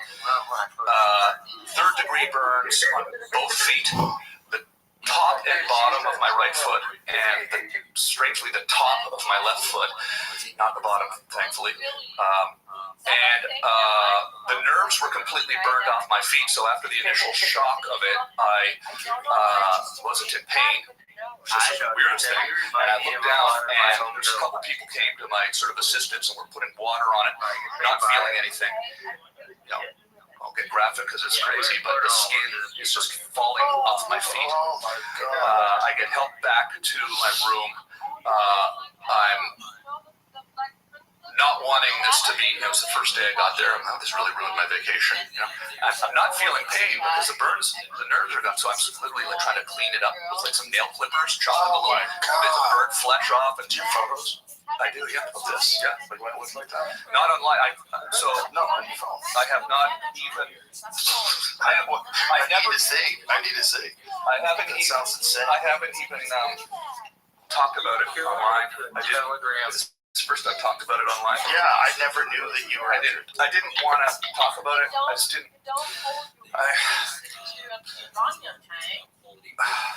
It was crazy. I ended up spending 2 weeks in the hospital in Costa Rica, and then was medevaced on an air ambulance with Charlie. Whoa, Charlie was there for the whole ride? Yeah, with Charlie, yeah. And the nurses take Charlie to a potty? so I had some friends who came down, who were coming down anyways. And they took Charlie. Oh, Charlie. They looked after Charlie for 2 weeks while I got driven to the San Jose hospital. Yeah, she was worried. She's adorable, man. She's such a sweet dog. Yeah. I know the people that have seen her are kind of like, oh, she's kind of freaked out, but normally she's not freaked out at all. Oh yeah. She's super sweet. She runs up to everybody, wagging her tail. Yeah. Super friendly. So anyways, I got to this hospital. There's a surgeon, Columbia, who worked there. Great hospital, thankfully. Came out, he said, look at my foot. He said, we're taking you in immediately into surgery. And they did skin grafts off my leg. And they took skin grafts like the size of a football off my right leg and stapled 60 staples to staple the skin into my foot. And then I come up out of surgery, and the doctor says to me, which I think he was trying to make me feel better, but he said, well, the good news is you'll probably be able to live a normal life. He says to me, it's the first thing he says to me. And I can't move. I had morphine going into my back. Couldn't feel anything below my waist. I thought I was paralyzed. They told me I would be able to feel anything below my waist. And then I spent 2 weeks in the hospital bed, and I was not able to get out of the hospital bed for 2 weeks. That was real, yeah. This is debatably too much information, but it's interesting. You get very constipated from all the medicine that's going into you, and you end up not being able to, go to the bathroom for about a week, but then you ultimately have to go. And you can't get out of bed because your foot has to remain elevated. Oh boy. So this is where you drop a log in a bucket. You got to drop a log in a diaper. Oh, Jesus. Someone's got to clean your butts. And then these Costa Rican nurses come in and clean your butt. And it was just a really interesting moment of clarity for me, where you realize you're humbled as a human being, and you realize, oh, this is I've lost all ability to look after myself, and you just kind of end up having to just kind of go with it. And it was, to be honest with you, I still think about that sometimes. It wasn't the worst thing in the world, not just kidding. But they were very nice. My nurses were very nice. Very sweet. Yeah. And so you can't put any weight on your foot because the bottom of your foot is that skin graft as well. Like the top. For the next, exactly. And it was very delicate skin graft for the first. Was the bottom skin grafted as well? Yeah. All around, very, very. The bottom of your foot, like the sole of your foot, skin graft. That's crazy because I would think, how do they skin graft that? Right, so your footprint come back, so same way the ridges, the normal ridges. Yeah, but it's not perfect though. It's interesting. it was a World War II doctor who invented the way of taking these skin grafts. Actually, they did it for burn victims in the war, and they invented a some tool that actually takes a micro thin layer of skin. So micro, I don't really have a scar on my leg anymore. Yeah, it's amazing. It's almost like less than paper thin layers of skin. They take them off in strips like this, and then staple it in your foot to hold it on there, and then that's left on there for about, I think it was just about 2 weeks actually, and then at the end of the 2 weeks in Costa Rica, I had to go under 3 general anesthetic surgeries in Costa Rica in a Central American hospital by myself. By the way, my mom and wanted to fly down. My dad wanted to fly down. I'm like, you know what? I'm just sitting here, like. You know, so I just spent 2 weeks in there, and they go. There's a second surgery where they go in and they check it. They had to go in and check it, and so I had to go under general just to like take the bandages off because it's painful. And then the third general one was to go in and take the staples out, and then medevac back to Toronto, the Sunnybrook Burn Center, Sunnybrook Hospital Burn Center. I spent another 10 days, and then for the next essentially 6 months ago, I would have to go to a doctor 3 times a week to have my bandages changed because it's like. And 6 months. Yeah, it was about 3 times a week for the first 2 months, and it was like twice a week, and then it was once a week. And they're also monitoring it for infection, right? Because if you get an infection, then they have to amputate your foot. So it's basically 6 months of me just worried about losing my foot. You know, you say, am I gonna have like 1 testicle and 1 foot? Is this what's going on with me? So they didn't have to amputate my foot, fortunately. But it was really scary shit. Holy shit. And anyways, and then it was kind of like limping for the next year. I'm kind of still a little wobbly, but it's pretty good. I actually found some photos of this. Yeah, and pulled them out because I thought you might ask, and I told you about this. Of course. Now the thing about this is, what's crazy is this is like 30 or 226. This is actually Bitcoin virtual machine. This is like actually when it had healed. So I mean that's after it healed. This is months. This is maybe 2 months after I was back in Canada at this point. I have some better ones. Here's we were just talking about that too, because she was talking about gas, but I send everything over to each case. This is sort of healing up. This at my mom. Healing up at the hospital, but yeah, it's but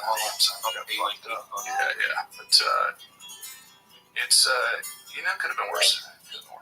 Yeah. You're alive. You're here. Could have been worse. You get this sense of almost.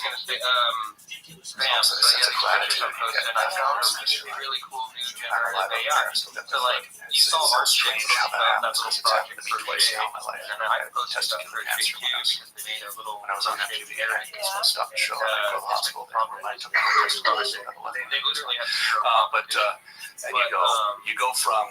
There's just a moment where you're like. Right here. It's in both occasions. This moment where I you're also found out Megapix has a coin. And I'm traumatized by what's happening, angry about it, and then it sort of almost instantly flips. It must be some sort of human self-preservation kind of thing that's built into where minds work, where you're now grateful that it's not worse. It's healing. I still have my foot. This is a learning experience. I'm not going to do that again. You think that's wired into people? I think the opposite. I think that's a learned skill. I think that's something that you recognize as an intelligent person. You know what? I should be thankful for what I have all the time. I don't know. And we all should. It's really hard to be. You get so accustomed to the way your life is that you can't imagine if you were severely impaired. Something horrible happened. It's like after I had cancer, sometimes it comes into my mind like a little bit of a light bulb or a wave. I'll think to myself, if I'm having a slightly bad day, later one. Like I don't, for whatever reason, happens just sometimes when I'm out doing normal errands. I'm having to slip back in on the gas station, pumping gas or something, and I think to myself, And now I'm oh looking man, at at least I'm not they're jumping in the hospital right now, Yeah. dealing with some crazy, existential life and death thing, And so, yeah, maybe it is a learned thing because of what I've been through with that. Because the same thing happened after I burned my foot. As soon as you quickly start, you go from I can't believe this has happened. I'm angry. I just ruined my vacation. I might lose my foot. This is horrible too. Okay, how are we going to get better? How are we going to make sure that I do everything to change the bandages on time? And your whole life changes, right? I'm not thinking about all the things that I'm normally stressed about, whether it's work or relationships or whatever. Things that are just normal, standard things that you're pissed off about. And all of a sudden you're just not even thinking about that anymore. I'm just thinking about making sure I don't get an infection on my foot. And you're sort of treating it like a military operation, trying to save your foot or trying to, make sure that you make the right choices in your cancer treatment. And then when you come out of it, this is true, it's possibly a learned thing. You come out of it and you realize, all that shit that I'm normally worried about doesn't matter compared to what I just went through. And then you can kind of maybe learn from that. And then as time passes, you slip back into the same routine. You start stressing out about the same things again. But then every once in a while, it pops into your head. Go on, foot's healed. I'm outside right now, and everything's good. I'm walking, I'm talking, I'm alive. So gratitude. It's also people need to experience a certain amount of discomfort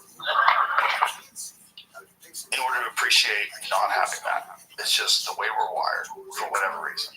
I choose voluntary discomfort. I do shit like cold plunges and saunas and hard workouts, and I think it's a viable strategy. I think it really works. I think if you can force yourself to do difficult things, like a difficult workout, a difficult yoga class, cold plunges, saunas, that kind of shit, your regular life will be less stressful. Yeah.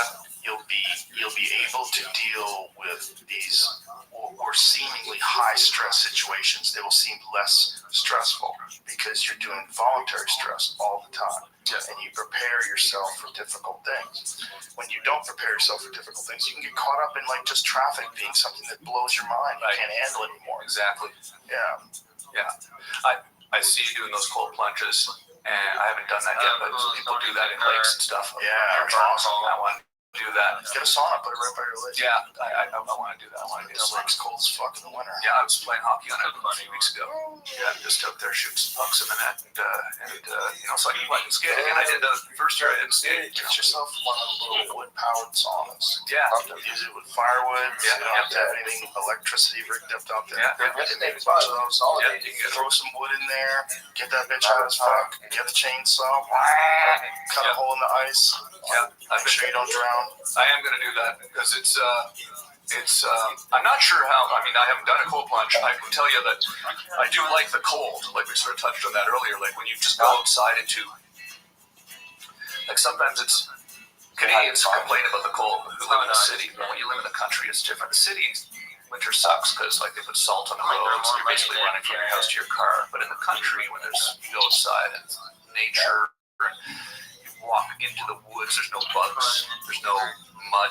Everything's frozen. You can go places you can't go in the summer. In the winter, you can walk across lakes. You can walk across huge lakes to islands that are over there with warm, bathing Canada Goose jacket on. Walking across lakes that I don't like. Oh yeah, it's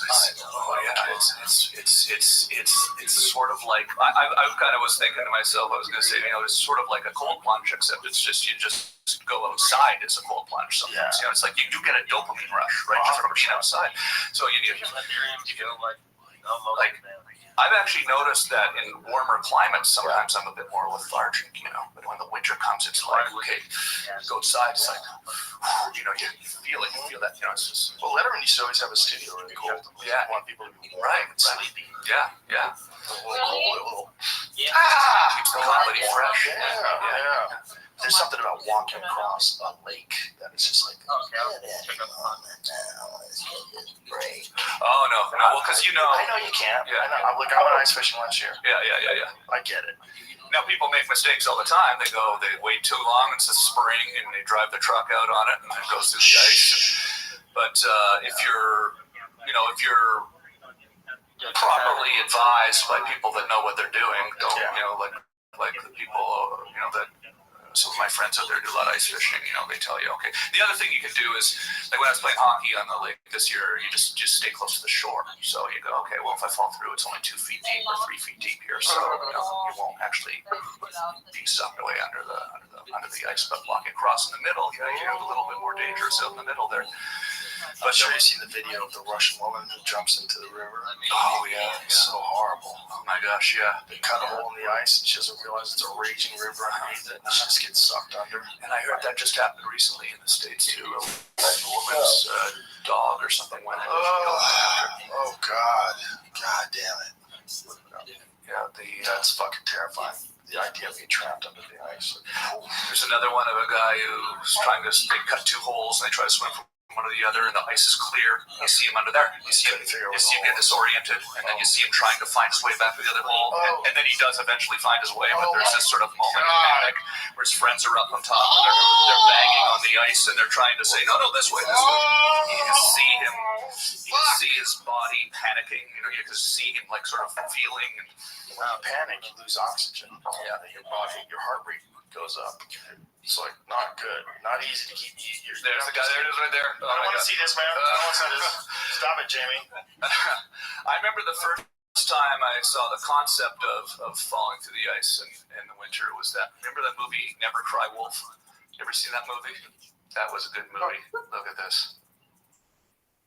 Yeah, and this is real. Because they're trying to say this way, and then he goes back all the way back.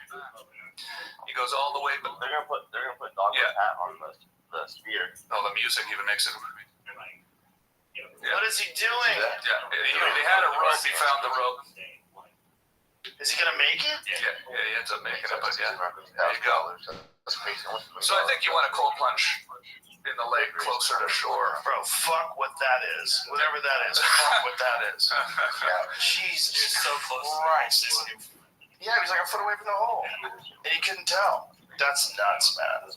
You ever see that movie Never Cry Wolf from the 80s? It's about a guy that goes up in the Arctic to study wolves, and he ends up, befriending them. And Brian Dennehy plays the evil trapper, and it was one of that movies. Yeah, it was a great movie. It was based on this Canadian novel, Farley Mowat novel called Never Cry Wolf. Yeah, did the wolves really make friends with him in real life? So he goes up this novel. Right. It's a novel. It's a true story. He goes up about a scientist who goes up to study these wolves, and it's just sort of man versus nature kind of story. It ended up becoming a Disney movie, but he ends up running out of food. His food gets dropped off in the wrong place or something like that. So he ends up sort of seeing the wolves eating mice. So then he ends up, the big scene, probably inspired some of my work later in life. He starts eating mice off crackers and stuff like that. And it was big, gross out, so he eats the mice off the crackers. But then he ends up falling through the ice at one point, walking across a lake. And there's a scene like that. And it's one of those, back in the 80s pre-CGI movies where you're just sort of remembering, you had to come up with actual scenes where something relatable and shocking happens and you can actually really grips you, Yeah. And Brian Dennehy shows up and, he kills the wolves, and it's very sad, and that's the end of the movie. So you don't have to watch it. Well, at one point in time, people did have to have become friends with wolves because that's where dogs came from. So when wolves came around the campfires, there must have been some curious wolves, and there must have been some generous hunters who threw them a bone or threw them some meat, and that's how dogs got made. The bitch-ass wolves. They're like, I'm happy to be your friend. I really want to hunt deer. Yeah, why not? They're cooking some nice, and it made woolly mammoth steaks here. I think that smells better than the leaves we're eating. Incredible. Yeah. Especially a wolf nose. Jump it up. Oh my God. So we made friends with them, and that's where dogs. That's where Charlie comes from. Charlie comes from a wolf. Yeah. I've watched some of your episodes where you talk about wolves because I'm really finding myself interested in it because I hear them at night. Like at night, not every night, but you hear them howling and she goes crazy. So in the house at night, you hear them because they'll eat her. and so she'll hear them, from in the house at night. I don't hear them, but all of a sudden, this happens 3 times a week. She starts running around the house, barking, and then we go out on the porch and you hear them howling in the distance.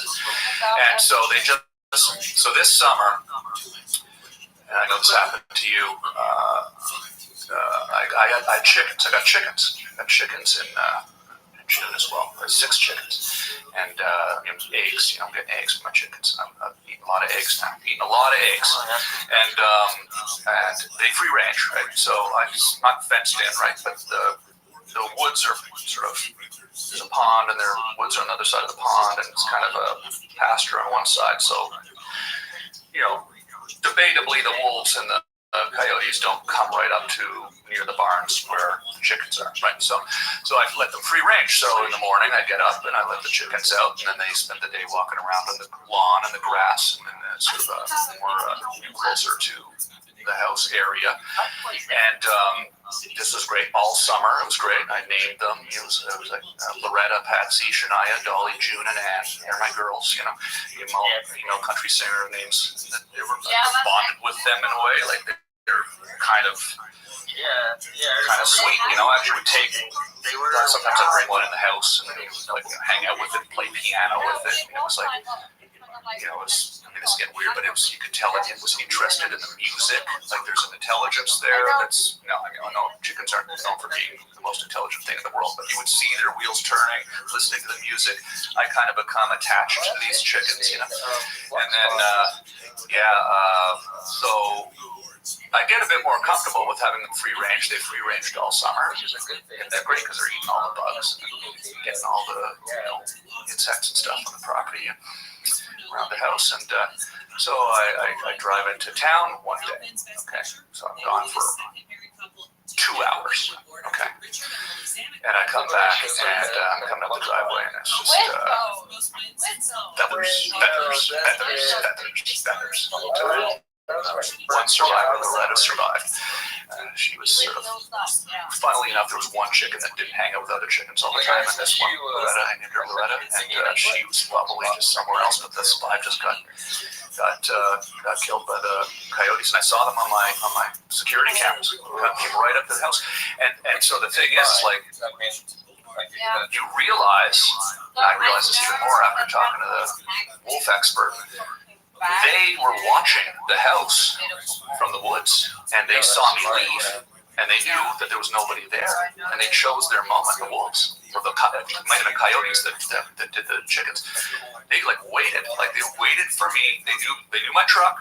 They knew there was nobody there, and they said, one good thing to do if you leave, is play talk radio. Maybe they'll hear that. So they were watching, and they came and they got 5 of them all at once, and chickens were gone. Just feathers everywhere. It almost looked like a bomb had hit the chicken. It was like just a circle of feathers, and there's 5 circles of feathers. It's weird to come upon, right? And so then I have this one chicken left. This is actually kind of sad too. It's funny, I literally cried, and then because I was so upset, and then my neighbors, who were farmers, buddies of mine, came over and were like, "Oh, look at the chicken feathers everywhere," and I sort of, is this normal for me to be crying about this? And I said, "Do farmers cry?" They go, "Not over their dead chickens," I'm like a city guy here crying over my dead chickens, so then I got 2 more chickens to keep Loretta company, and this is kind of breaking news as of yesterday. These 2 new chickens came. They hung out with Loretta for since August, and then this is a downer, but yesterday I got a call, and the 2 chickens killed Loretta, the one that was from the different flock. They pecked her to death last night, or 2 nights ago, and overnight. So, that's a downer. But anyway, so then you're like, okay, so that sucks. So I got these 2 fucking murderer chickens, and I'm planning to get more chickens in the spring, so I'm going to get rid of the 2 chickens. Yeah, you have to start from scratch. Because I can't keep these new chickens around. They're fucking murderers. Yeah. That's crazy. Yeah, and they're like, "Hi, I'm your friend." Like, no, you're not. Yeah. You killed my other friend. And they were friends for they were all together for the last. Yeah, you're supposed to do. No, yeah. It's not like I'm going to rehome them. Yeah. Hey, would you like these two murderers? You don't want to rehabilitate them either. Just let Yeah. Yeah. Apparently, put them on the grill. Yeah, I was told you hang them upside down, just hold them upside down for a while, and they kind of black out, and then you can. Don't you want to get revenge for Loretta? It's a strange. Well, you know what? Here's an interesting thing about revenge. I've been thinking about Well, I was thinking about revenge with the Coyotes. Right? Yeah. So here's the thing that's a very sort of how many odd thing is, coins you hold. I love the Coyotes. I love the Wolves. Like, I love them. Like, I love hearing them at night, and I love seeing them. I've photographed them. I've had many moments where I've been. But man, those cars, that's what I'm saying. I've built it, and so I kind of was really mad for a minute, and then I thought, well, you know what? I think I like the Coyotes more than the Chickens, to be honest with you. So I'm just going to kind of figure out a way to kind of control the situation. But also, watching your show, I forget who it was, but it was an expert in this area and talking to people. Apparently, like, if you try to, again, this is all theory, but apparently if you try to completely control the population of coyotes, Stan Flores. He wrote a book called Coyote. That's right. He was one talking about that, where the coyote actually. The female coyote has more pups. Yeah. So that was what I was talking about earlier, where they were persecuted by the gray wolves, because gray wolves and coyotes don't mix. So when the gray wolves would kill the coyotes would expand their range, and then they would repopulate new areas where the gray wolves weren't. And the way they would find out how many coyotes are around, they call out to each other. That's right. Okay, it was on the show that I heard that. When someone is not responding, the female starts to panic and have more pups. Yeah, amazing. Wow. And that's why they spread all across. They're in the whole country. Yeah. They're in every city in the United States of America. In the cities now, yeah.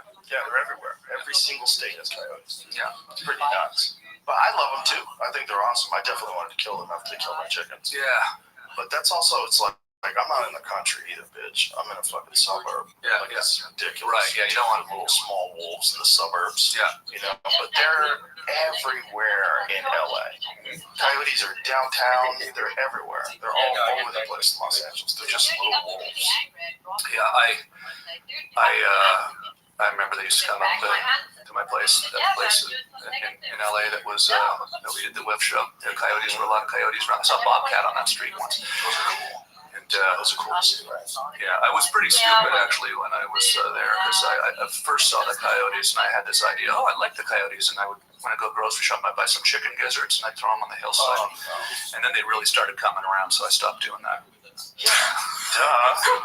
Can't feed coyotes. I'm sure a lot of people in Hollywood do, though. I'm sure they feed deer. I'm sure they feed coyotes. Yeah. I know people in my neighborhood feed deer. Yeah. People love having deer around. Yeah. I know a guy's got not in my neighborhood, but he's got 20 pieces of 20 acres of land, and he's got at least 2 feeders. Right. So every day at 5 p.m. he can look out his window and see deer. Yeah. They're get fed. Yeah, it's beautiful. You been hunting lately, or? Not lately. Yeah. No. Planning on going out again, or come to Canada? Come hunt in Canada. I've been there before. I wanted to. The government seriously worries. Yeah, come up and really does. run for prime minister. Let's change it. Come up, run for prime minister. You can do it. It'd be amazing. How do you say his name? Polyev. Sorry, but no, the people would love to have you up there. Not everybody, but a lot of people would love to have you up there. What it's like blue hair up there too. Yeah. No, but I mean, I think I want you to know that you are loved by so many up there, and it's people. I love Canadians. They're awesome. I always said Canada has 20% less douchebags. It's just very similar to what it's like here with the division. It's the same division, well, that's same why issues, same bullshit. Stop it. It's not just the same divisions and the same bullshit. That's true too, but it's also a ploy that's being used to separate ourselves while they enact more control, and that's what's scary. That's what's scary. It's like the underlying mechanism, like what's actually happening behind the scenes. Well, they're trying to clamp down and control the population. That's scary. They're trying to clamp down and control the information the population gets. That's fucking scary. Yeah. Yeah. As of Because that doesn't ever come back. yeah. Once they get that power, they don't give it back to the people. Yeah. Never happens. So you got to fight to stop that from happening. You Yeah. can't let them decide what you can and can't do because they're just people. I mean, there would be outrage in Canada if your show got banned, if got canceled, got blocked, because everybody watches your show. I mean, it's like here, everybody watches your show, everybody loves your show. There would be outrage. It would be political. It would be political suicide. It could happen though. It could happen, especially if there's some new COVID type thing happens. And I have contrary experts on. I have people on that are like Robert Malone, the guy that they maligned and said was a conspiracy theorist, and that he was wasn't a qualified expert to talk about the subject, even though he's vaccine injured himself, even though he owns 9 patents on the creation of mRNA vaccine technology. I mean, he's a legitimate scientist that worked on that technology. I think the Canadian public values freedom of expression and speech. Right, but the Canadian government doesn't. That's the problem. It's again, they haven't passed that law, but the thing is, if they try to, and there's calls to do it right now in America. Yeah. There's also calls to do it from the World Health Organization to try to put a kibosh on any information that doesn't jive with what they're saying in the case of another situation, another pandemic or another. I mean, Google released that thing where they were saying that they had some new regulations that would be put in place in cases of a special event or anything of extreme social or political, like some thing where they're going to be able to stop, air quotes, misinformation. That's fucking terrifying because oftentimes that information turns out to be correct. I love your approach to it and your stand-up. Your new stand-up is hilarious. I won't say it obviously, but it's hilarious because it's very self-reflective too, and I just thought it was just amazing because you're kind of, I won't say it, I don't want to say it because obviously you got a show coming out, but I thought it was even people that may think they disagree with you on some subjects probably are going to really find it quite pointed, the way you address the issue in your stand-up set. I thought it was awesome. It was hilarious. Yeah. Thank you. Yeah, thanks. Amazing. Well, it's obviously something on everybody's mind. It's just, we're in a weird pivotal moment where technology and our awareness of corruption is all meeting in this battleground in the middle of the fucking field, like Braveheart. Like, Rah! That's what's scary. What's scary is these two things are colliding, and I don't know which one's going to win. Because we could turn into a dictatorship. We could turn into something that's closer to a dictatorship and then something that's closer still and continue to go down that line, especially if there's some need to clamp down on society because something happened, whether it's a solar flare or whether it's a terrorist attack or whether it's just flat out war. That's all we need. All they need is some reason when they need to completely clamp down on your ability to express yourself, platforms' ability to distribute information that's contrary to what they're saying, any of those things, anything that they can do to stop that, to put a clamp down on people, like disrupting the narrative that they're trying to distribute. It's wild that COVID was essentially one of the catalysts that got me to leave the city. And, it started with the van. I got the van, and I'm out in the remote desert, and I'm loving it out there. And I was, it was my bug out van. I mean, I probably could have survived in that van with a solar power battery system and my food. I'd freeze dried, meals ready to eat, camping food, boil water and pour it in the bag and lasagna. This is amazing. I could have probably spent, months out there without even having to go anywhere, and you start to go, hey, this is kind of cool. Like I'm self-sufficient out here. I'm not, I've got 26 gallons. Do you get lonely? Well, I would drive out to a cool place for 3 or 4 days, and then I go to another location, and then. So you'd go and hang with people? No, I wasn't. I was just doing this sort of isolation. I was doing this. I was really actually kind of getting into videography again. I got some. I shot this video on Sony A7S III, but I started getting back into cameras. Right, but you weren't around any people? Well, I was. When you went to cool places, did you hang around people? No, I was just alone. Yeah, and it was making these. It was just Charlie and I. We made this sort of, How long did you go without being around any people? Well, because then I would go. Because when you came here, last thing the podcast, I had the distinct impression of a man who just got rescued from an island. Yeah. It was Tom Hanks. Yeah. You had the fucking volleyball. Yeah. It was like that. Yeah. You seem a little mad. It was somewhat of a creative experiment as mixed with real paranoia as well. Because I do sort of, I think sometimes like I said, I got testicular cancer. How the fuck did that happen to me? So I was like, okay, this is everything bad. If this is happening, it's going to be bad. So it's going to be bad to me. So I'm just going to. And then, so how long did you go without being in contact with any other people? Well, so I still had my house in LA, so I hadn't sold my house yet. So I had this van. So I would drive out to the desert for a couple of weeks and basically go on a camping trip, and then I'd go back home. And then you were around people when you were back home. So it was still that. People would come over, we'd hang out outside. It was that kind of whole thing for the first few weeks or whatever months, however many. Remember the couple of months? You cover your mouth and run outside, hold your breath. Yeah, kind of. Just hang outside for a couple of months, go to the dog park and see people there and stuff like that. It was that that initial stage where, because you weren't in LA then, no. So it was wild. I was in LA. Were you in LA at the beginning of COVID? Yeah. Oh yeah, I first. Oh, that's right. Because I came on your show in LA when it was. Yeah, that's right. And the second time I came on your show was here. Yeah. Okay. Because remember how they were like, you're avoiding the question. Remember there were military helicopters going over. You're avoiding my question. How long did you go without being around people? I mean, a couple of months or something like that. How many months? Couples 2, a few is 3 or more. Maybe it was 3. Yeah. You sure it wasn't more? Well, then I started doing the van thing, so there was nobody where I was going anyway, so I had an excuse. Right. So the camping. Still being with no people. How long were you with no people then?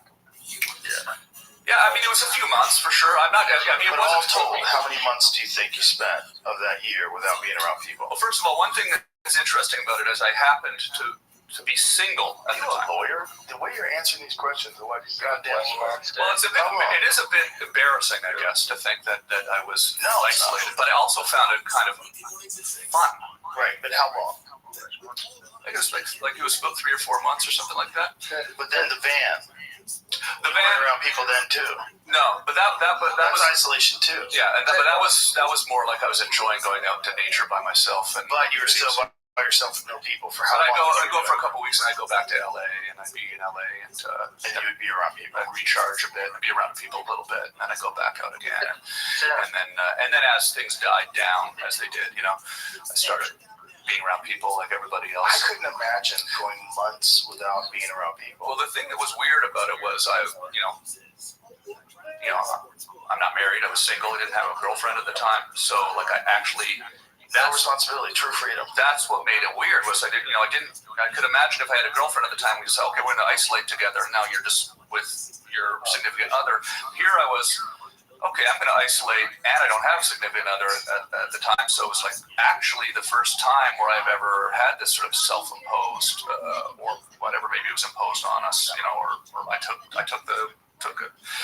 it as an opportunity to be by myself and go make videos in the desert and go to these really crazy remote places. And I would seek out places where there wasn't going to be other vans and other people. But when you were out in the desert, a lot of times you'd go to somewhere and there'd be other people out in their vans. You'd hang out and have beers with people out in the desert and hang out, and then you'd go think of a more remote place.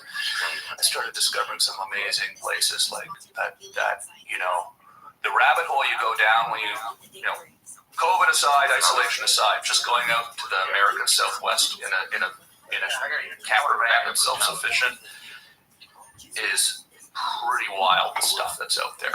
I mean, I think I probably talked about Chaco Canyon the last time I was here, because I think I'd just gone there in New Mexico, which is Pueblo Native American ruins of it's essentially like a stone ruins of a city that was built in the year 875, and it's like Machu Picchu level type city that they didn't even discover until the 1950s because it was buried, and now they've, and it's in this beautiful. It's on the Navajo Nation Reserve, on the Navajo land, and you feel this sort of.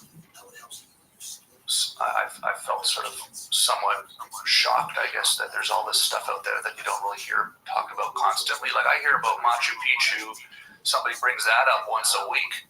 Nobody's ever brought up. What are you talking to? Brings up Machu Picchu once a week. I don't know. It just comes up a lot. People talk.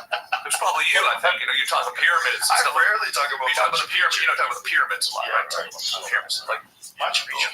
talking about ancient cultures that have built these incredible structures, right?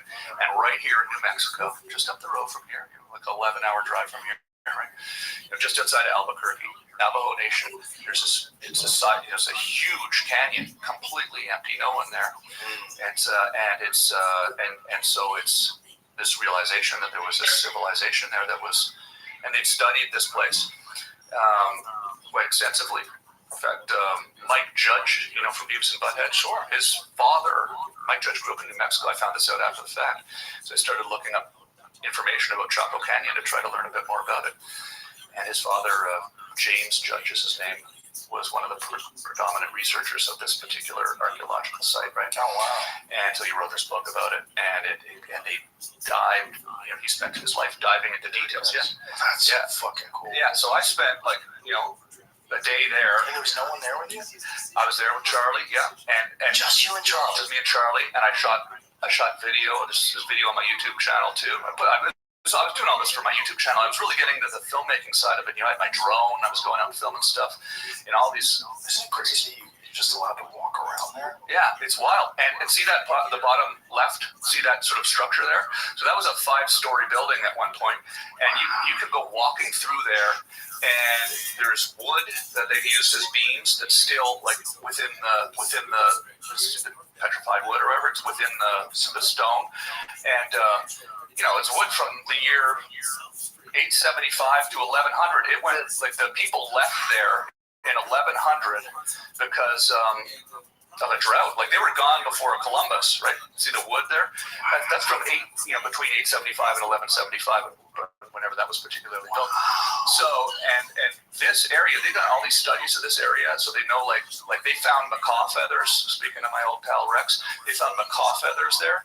Now macaws are from the furthest north is Yucatan Peninsula, Mexico. So they knew that people were coming from Yucatan Peninsula, Mexico, up here to trade with them, and they found evidence of all these different things that sort of indicated that people were coming from as far north as Canada, as far south as South America, to come to this area, and that whole Chaco Canyon area, once you get in there, is like this. Not to get all voodoo about it, but when people talk about Sedona and there's the energy there, you feel this sort of, and it may be just because it's so beautiful and it's so quiet and it's this natural kind of amphitheater where it's silent and the wind is deadened and you're just all alone and you're walking through this structure. I share the fascination that you have for the pyramids. I want to go there someday. I think it would be one of them. If I could snap my fingers right now and just be somewhere, it would be the pyramids. I'd like to go to the pyramids someday. I've never been there. So here's me walking through it with my camera. And so you're walking through this, by yourself, and you're just going like, wow, like there was all this stuff going on here. And apparently they've determined this was like a meeting place for people from all over North America that would kind of come here and share information. They actually believe that there was, sort of almost like a festival type atmosphere that would happen there where people would come and trade and share information and all this stuff. Are there similar Native American construction sites like this? Yeah, so then you go down this rabbit hole and you realize that they're all over the place. So then there's many of them. There's there's these ones called the cliff dwellings, which are that one there is actually this one here is actually later. That's post-Columbian. This was a Spanish probably, I think this one's built around 1500. This was similar construction. Yeah, style, exactly. It's amazing, right? When you look at it, like, oh, they were building stuff in 800 before Europeans had come here using the same kind of building techniques as that. And it's weird when you're there, you're touching it, and it's like solid, and you go, wow, that's actually. So they've got these cliff dwellings. There's lots of them where they've built into the cliffs of Colorado. Yeah, those are cliff dwellings. I went to one of those ones. There's one that's called the Gila. It's a Gila National Forest. It's New Mexico. It's right on the. Yeah, it's up in the border. It's up in New Mexico, I think. Yeah, and that's a wild story there because it's a national park, you know. And wow, look at that caves. So you go walk around there, and that one there are a couple of people walking around. They drive down. There's people walking. Did they dig these caves, or these caves always exist? They're natural caves that they've kind of sort of utilized as they built the walls up around the bottom of it. And, yeah, they've done something to it, right? And so this place is wild. This and the stories you pick up when you go to these places, because then you go down the rabbit hole, you start reading about it, and you go, wow, I never knew about this. No American had ever been there until the mid 1800s. Because it was Apache territory, and if you went there, the Apache, would kill you before 18 whatever it was. I forget the date, but it was like the 1700s, early 1800s. At this place, I haven't been to this place yet, but I want to go here. Yeah. And I talk about like when you start thinking about UFOs and stuff, you look at some of these petroglyphs and you go, what's that? There's a lot of petroglyphs out there too.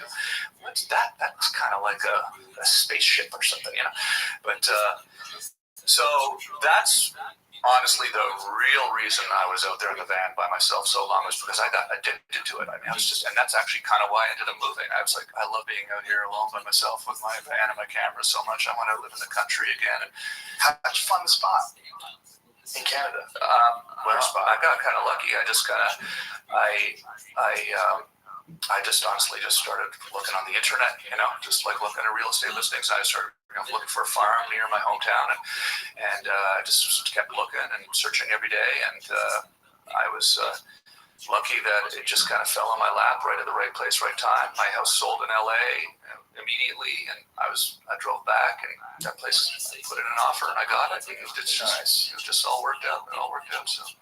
And how long you been out there now? Be coming up on 3 years in July. So it looks like you're having fun. The videos of you online are very interesting. Look at Tom Green. I'm enjoying it. I'm gonna live in the woods by himself. It's like there's a lot to do that is stuff that falls outside of anything that would fall under the category of what I would consider to be work, right? But it is work, but it's different work. It's like I gotta feed the chickens, or we built a fence this year for the mule and the donkey. So it's this patent rail fence, that is made out of cedar. That is literally these 100-year-old cedar rail fences that are on the property that have fallen down in the woods and have gone by not used anymore. And we went back with a fence builder, and everybody out there is in the country. Is a guy whose family is traditional fence builders, whose grandfather built these fences. We went and salvaged all this wood and then built new fences out of them. Oh, that's cool. And so you're kind of, it's nice to find something to do that is, you're outside, you're getting exercise, and you feel like you're actually doing something. You feel like you're doing something, and it's the first time I said this earlier. I'm never going to leave this place. Like it's the first time I've ever lived somewhere where I know I'm never going to sell it and leave. So every step of my life, as like everyone, as you're growing up, you get your first apartment. You're going, how long am I going to be here? How long am I going to be here? So now I'm just kind of like, in my head I have like, I'd like to maybe build a log cabin someday on the backwoods, So that's sort of one thing I'm kind of thinking about, how I want to build a log cabin, like the way that the house itself that I'm in was built in 1857, and it's a log house, so you can see the. Do you have photos of the house? There's on my YouTube channel. There's a tour of the house. I haven't really. There's not a full tour, but I think if you can see some of the logs on the YouTube channel, I did a couple little sort of sample podcasts where you can see the wood in the background. It's fucking dope. This was last week. In a log house from the 1800s with a wood burning stove behind you. That's amazing. Yeah, and so it's like, and it's interesting. So, you start to realize, I'm doomsday prepping in the van. Like, I could be self-sufficient in this van. Well, I also, and again, it's fun, but it's also kind of very functional. Like I have unlimited fuel, okay, because there's wood falling in the forest forever, and every summer you can go out and I've got a wood splitter, right? Like it's a gas powered wood splitter, and you chainsaw off the logs, you drop them in, the wood splitter splits them, and it's sort of an efficient way of getting firewood, basically. So they'll never run out of wood out there. The house has actually got propane sort of a furnace as well, so it runs on propane, and the propane truck comes every, there's no natural gas or anything running into the house to heat it, so a propane truck comes every couple of months and fills up this propane tank in the winter. But, shit hits the fan and the propane truck doesn't show up, I can still heat the house fully with wood. There's 2 wood stoves. Do you have solar? I have solar. There's a solar system that was there actually, but it doesn't actually connected to the house, but it's connected to the grid, and it's actually selling energy back to the power company. But not to you? Not to me. No, it's what kind of scam is that? Well, it's pays me. Yeah, I get paid. Pays you to not be self-sufficient, to not be connected. Well, if shit hits the fan, I can unhook it and plug it into the lights. Yeah, good. Yeah. And I actually I have lots of solar though outside of that system. I have actually, the van has solar panels on the roof, and there's that's for electronics. It's for electronics, yeah. And you can't really use solar for. I've learned all this from the van. So I work with these guys who are really cool Battle-Born batteries, they're called, and they are make these batteries, lithium batteries, right? They make them for boats. They make them for now off-grid houses, and so I have like a couple of bunkies, like the one I built and one that we kind of set up. It's like a prefabricated building that we put back in the woods and put a wood stove in it, and this trailer that I have solar panels on that let her fly out that I can take anywhere on the property, which has these Battle-Born batteries in it. It's constantly charging. So I do have some solar, and the barn as well. So the barn I have, and these guys helped me set this up. It's really cool. And it's, I jokingly say the podcast that I'm going to do in the barn is going to be, I'm sure it isn't, but I'm saying it's the first solar-powered barncast. Okay. Maybe. I don't know if there's one, but it's like, because the barn has no power running to it. It's off-grid. But we have, it's 200 yards from the house. But we've, up in the loft, got this lithium battery array, solar panels that charge the batteries. And then up in there, I can run all my cameras, lights, everything. And don't the batteries degrade on those things, like solar panels? So lithium batteries have a really good life to them. But they eventually degrade. It might be 10 years or something like that. I'm not sure. But it's the lithium batteries is kind of newer tech. That was the thing that kind of,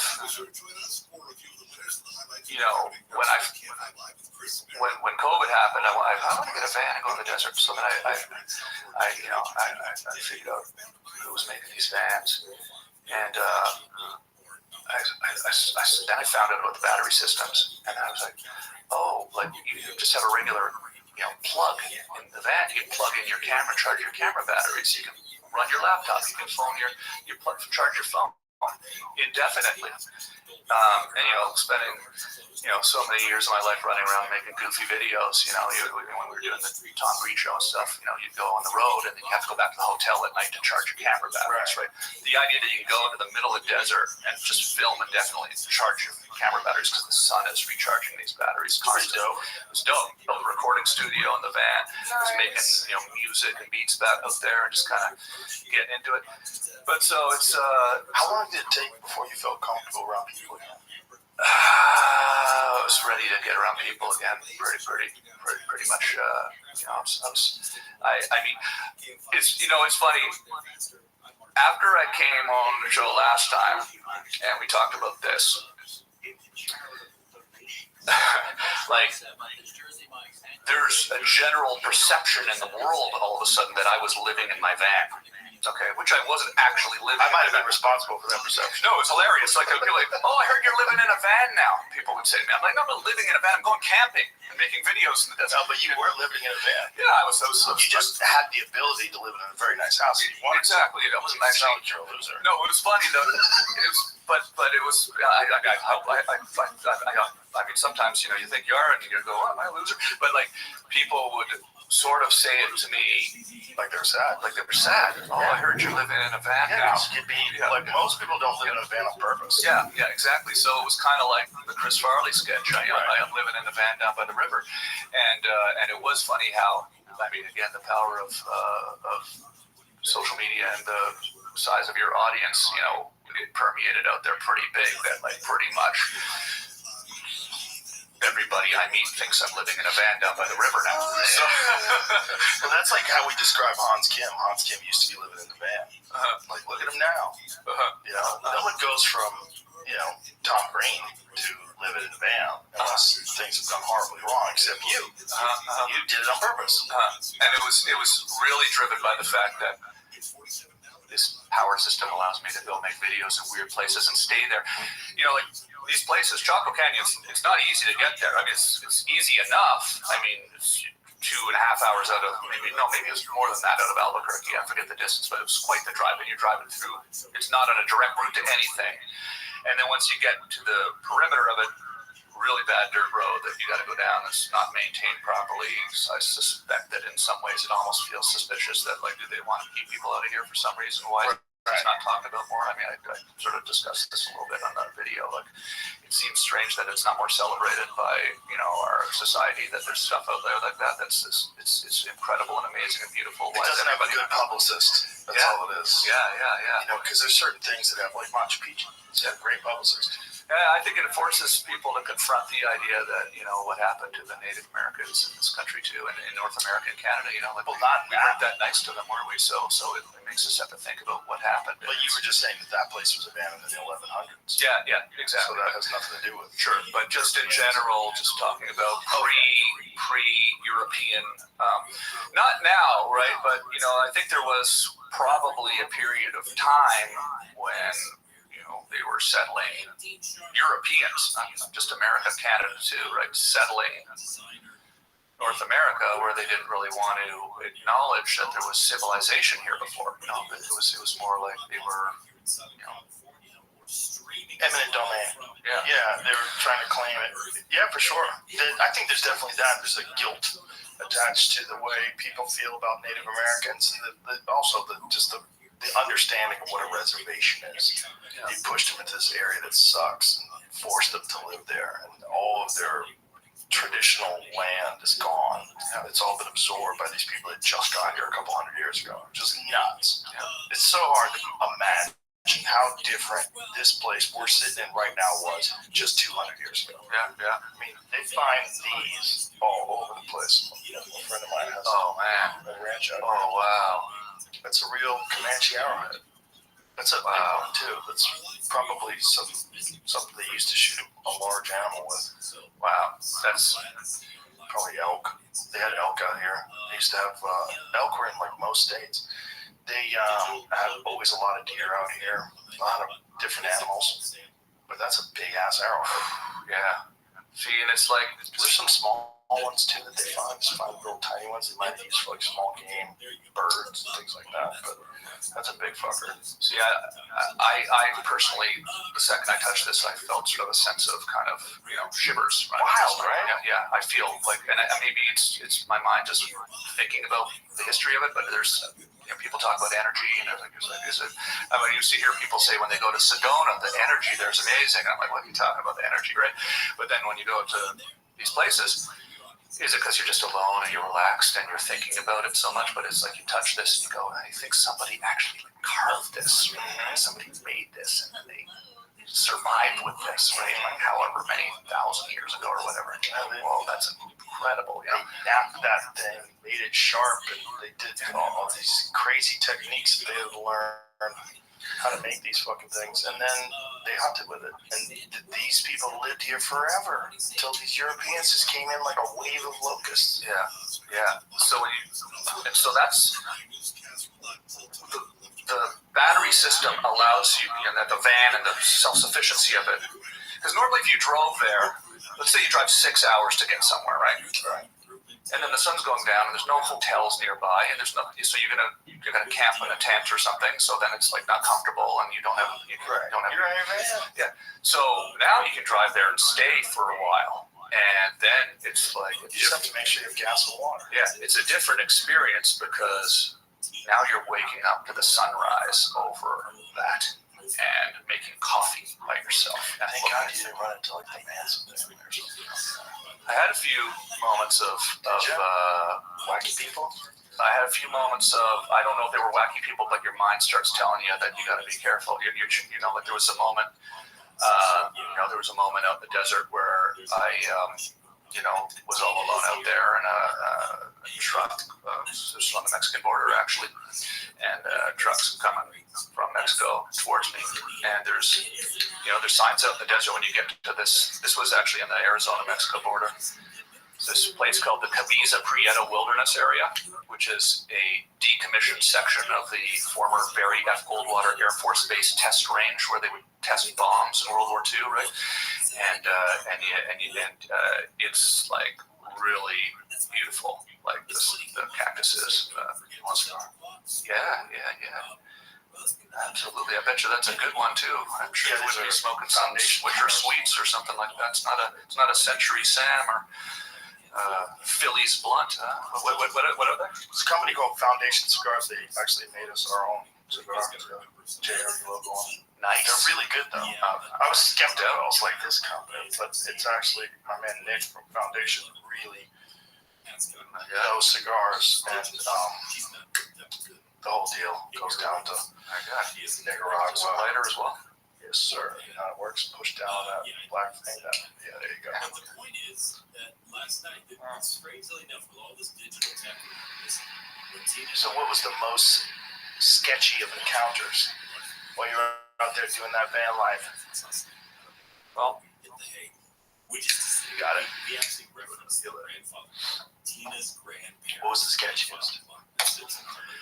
There was never anything where I actually was in danger, but there was the feeling of being in danger. So, well, actually, it might have been in danger.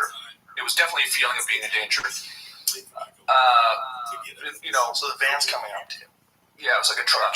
Yeah. You're in the van. And there was like, I could write it off in my head if I'm trying to be, positive. They were hunters, but they didn't necessarily look like hunters to me. They were not in hunting gear, but they all had guns. But they were rifles. They weren't like, assault rifles. They were hunting rifles, and so they could have been hunting. There's four guys, and they were openly brandishing their rifles. No, they were sitting. All four of them. This is what was weird. Four of them. They're probably hunters. Probably going hunting. They were sitting like this, and they were sitting like this, and their rifles were standing. They were holding their rifles like that.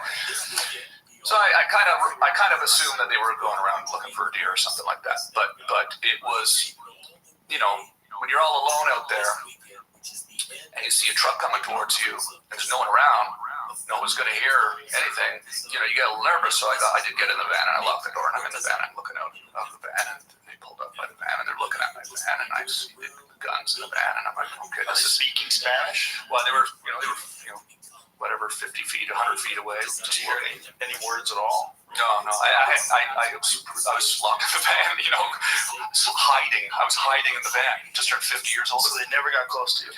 No. Then they drove away. But there's this sort of, 5 minutes of watching the truck get closer. And so you go to the Cabeza Prieta Wilderness Area. It's along the Arizona-Mexico border, and what the border's like. So there's a lot of human trafficking and drug smuggling going on there, and as well as immigration going on there, and people coming across the border illegally and all this stuff. And so there was actually a sign when you drive in there that says danger, human smuggling, drug smuggling, do not travel alone. Okay, so I still go because I'm with Charlie, right? So I'm cool. But so I but the sign, the picture of the sign is kind of interesting, but it's also Is that sign on your Instagram?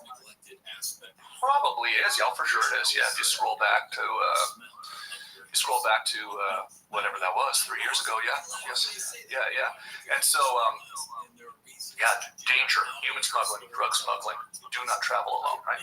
So I, of course, stupidly go out there and I'm camping out there for a week. But then you haven't seen anybody for 5 days, you're out there making videos, making, ambient music, drinking beer. I have a fridge in there, I have a nice fridge in the van too, so I got beer, I got, some whiskey, I'm just having a good time out there, making music by myself and streaming on, not always, but sometimes you'd have, internet, so you stream, that was sort of a connection with the world, streaming live from the middle of fucking nowhere. The world's so crazy now, and making beats in the middle of nowhere.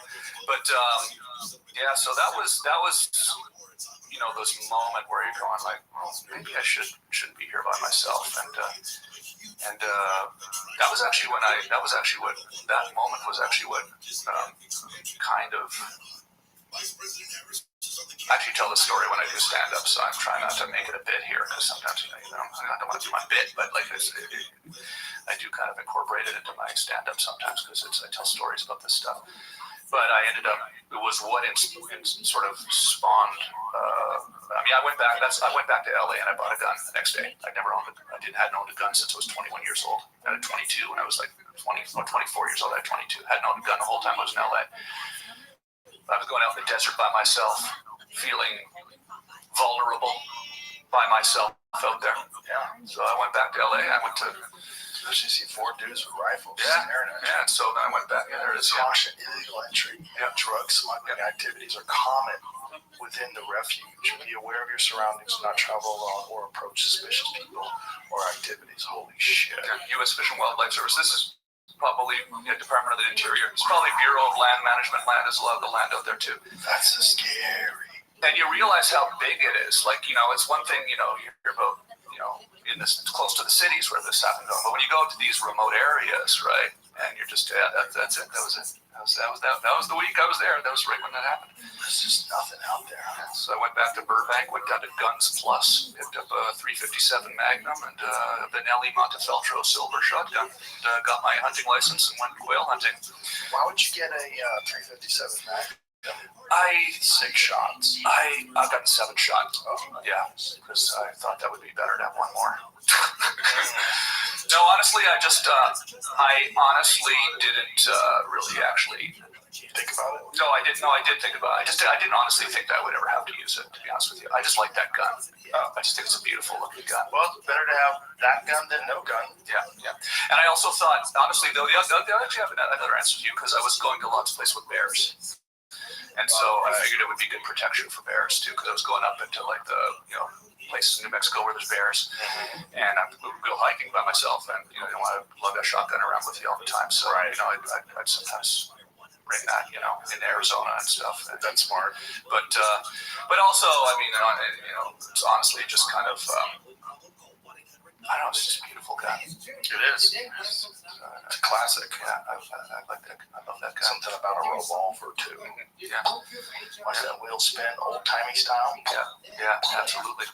And there was sort of a sense of being out there on the range. I like classic looking guns. Now I have lever action. I've been collecting Henry rifle. I have a new Henry 22. I've got a couple vintage. I just picked up. I like getting sort of vintage. I've just 5 or 6 rifles, and I just sort of found myself quite interested in it. Kind of an old Savage 99, 1970s 308. It's like nice. Wood. The old guns with the wood on it. And it feels like real. And it's all the newer stuff is more. Plastic and stuff. A lot of carbon fiber. Yeah. So I like it as wood. Real. We gotta get you hunting up there. I would love to go. Food. I would love to go at some point with somebody that knows what they're doing. I have some friends that really want to take me up next year. So. Oh, go with them. Yeah. Local guys. Yeah, local guys. Yeah. I bet you have a shit ton of deer up there, dude. There's a lot of deer at my place. Yeah. You can see them. You can see them on my trail cam video with the One deer, you eat it for 3 months. Yeah. Fill the freezer. Fill the freezer with it. One deer. Yeah. You're eating it for months. You know, shoot an elk 6 months. I see your elk on Instagram and I go, that looks good. So much meat. Yeah. So good too. So good for you. I give it away. Give it away to a lot of my friends. Yeah, it looks good. It's such a good thing to have. There's not a lot of elk near me. There are elk, but like they're rare. Like you don't see them in Ontario that much. Do you remember in the moose? Yeah. I've seen a moose once near my place, but deer all the time. They're everywhere. Well, listen, Tom Green, I'm super excited that you're at the Comedy Club, the Comedy Mothership this weekend. Honor to be there, man. Dude, it's always good to hang out with you and talk to you, and I can't thank you enough because being on your show in 2007 really was a big part of the inspiration to do this. And I would say you were a pioneer, man. You were out. You had figured it out before anybody. You had a full internet talk show running from your house, and when you had me as a guest on, it changed the course of my life. Because it really did. Because it really was like, I remember like light bulbs just going off in my head. Like, why don't I do this? But I didn't have the money to do this, you know. So I started on the laptop. It was like the idea came out of you. Well, I just think it's the coolest thing that you shout that out and say that to me, and because I appreciate it, because it's like it was when you came to do the show. I was stoked that you were coming to do the show. You know, that was, I'm doing my little web show and you came up and did the show. It was, we've done a couple things already, right? Like we did that celebrity pool show. Remember that? Yeah. That was just kind of one of those. That was fun. Yeah, it was fun, yeah. And we did a bunch of stuff. I'd always seen you around.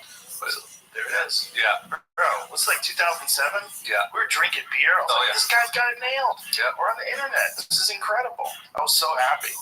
I was like, this is how to do it. Look how bad the video was back then. Yeah. The kid who's drinking with us online. You know what's fun about that is like, so that's Skype. We're taking calls on Skype. And so I had some real good guys working for me. I had my Jamie there who was like really. You never had a Jamie, bitch. Yeah. Yeah. He was sort of, we were trying to build stuff, so. You guys had a whole server room. I remember walking to your server room going, this is crazy. I feel like I'm at like some big corporation where all those lights are going off and I'm like, Tom, this is wild. So there's a microwave antenna on the roof of the house. So that was the way we were able to stream, because back then you had to get like bonded T1 lines or something like that, which were expensive, right?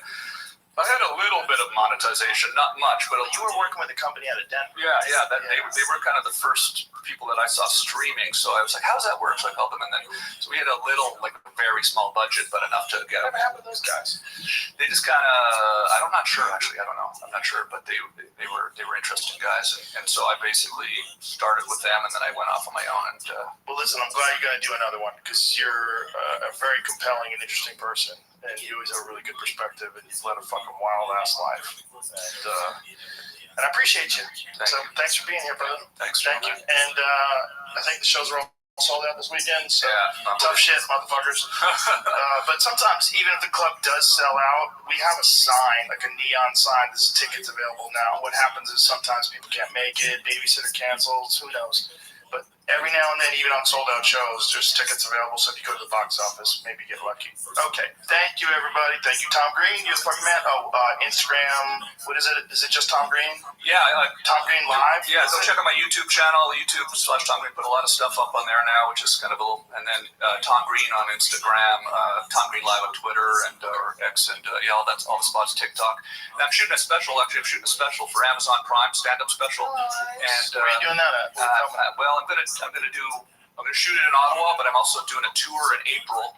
So I'm going to be in Cleveland, I'm gonna be Lexington, Kentucky, Louisville, Detroit, all over Michigan, Helium and Philly, and a lot of the spots. So you can go check out my tour, and I'm gonna film the whole tour too, and I'm gonna kind of cut it together and do a bunch of stand-up, beautiful montage. So yeah, thanks. Well, I'm excited. I'm excited to see you this weekend. Okay, that's it. Goodbye.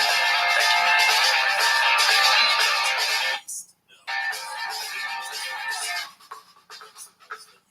This episode is brought to you to you by LifeLock. Your tax refund belongs to you, not an identity theft. Over $6 billion in tax refunds were flagged by the IRS for possible identity theft in 2023. If you're in a bind this tax season, LifeLock can help. LifeLock monitors and alerts you to identity threats you may miss on your own, even if you're careful with your personal information. And if you do become a victim of tax-related identity fraud, LifeLock has U.S.-based restoration specialists ready to help you solve your identity theft issues. Plus, all LifeLock plans are backed by the $1 Million Protection Package, meaning LifeLock will reimburse you up to the limits of your plan if you lose money due to identity theft. Let LifeLock help protect your financial information, so all you have to worry about is what to do with your tax refund. Go to lifelock.com/JRE and save up to 25% your first year. That's 25% off at lifelock.com/JRE. Identity theft protection starts here. Tap the banner to learn more. This episode is brought to you by Simply Safe. When you want peace of mind, I think the first thing you've got to get is a Simply Safe home security system. It's comprehensive protection for your whole home with cutting-edge technology and 24/7 professional monitoring that'll help keep you and your family safe. The installation process is real simple. You can easily do it yourself or leave it to a professional team. And the best part, in my opinion, is there is no long-term contracts ever. So you'll always get the protection that you need at half the cost of traditional home security. Experts and customers love these systems. It was even named Best Home Security System of 2024 by the U.S. News and World Report. So if you want to protect your home today, I recommend Simply Safe. Right now, listeners of this podcast can get a special 20% off any new Simply Safe system when they sign up for Fast Protect monitoring. Just visit simplysafe.com/Rogan. Don't wait. That's simplysafe.com/Rogan.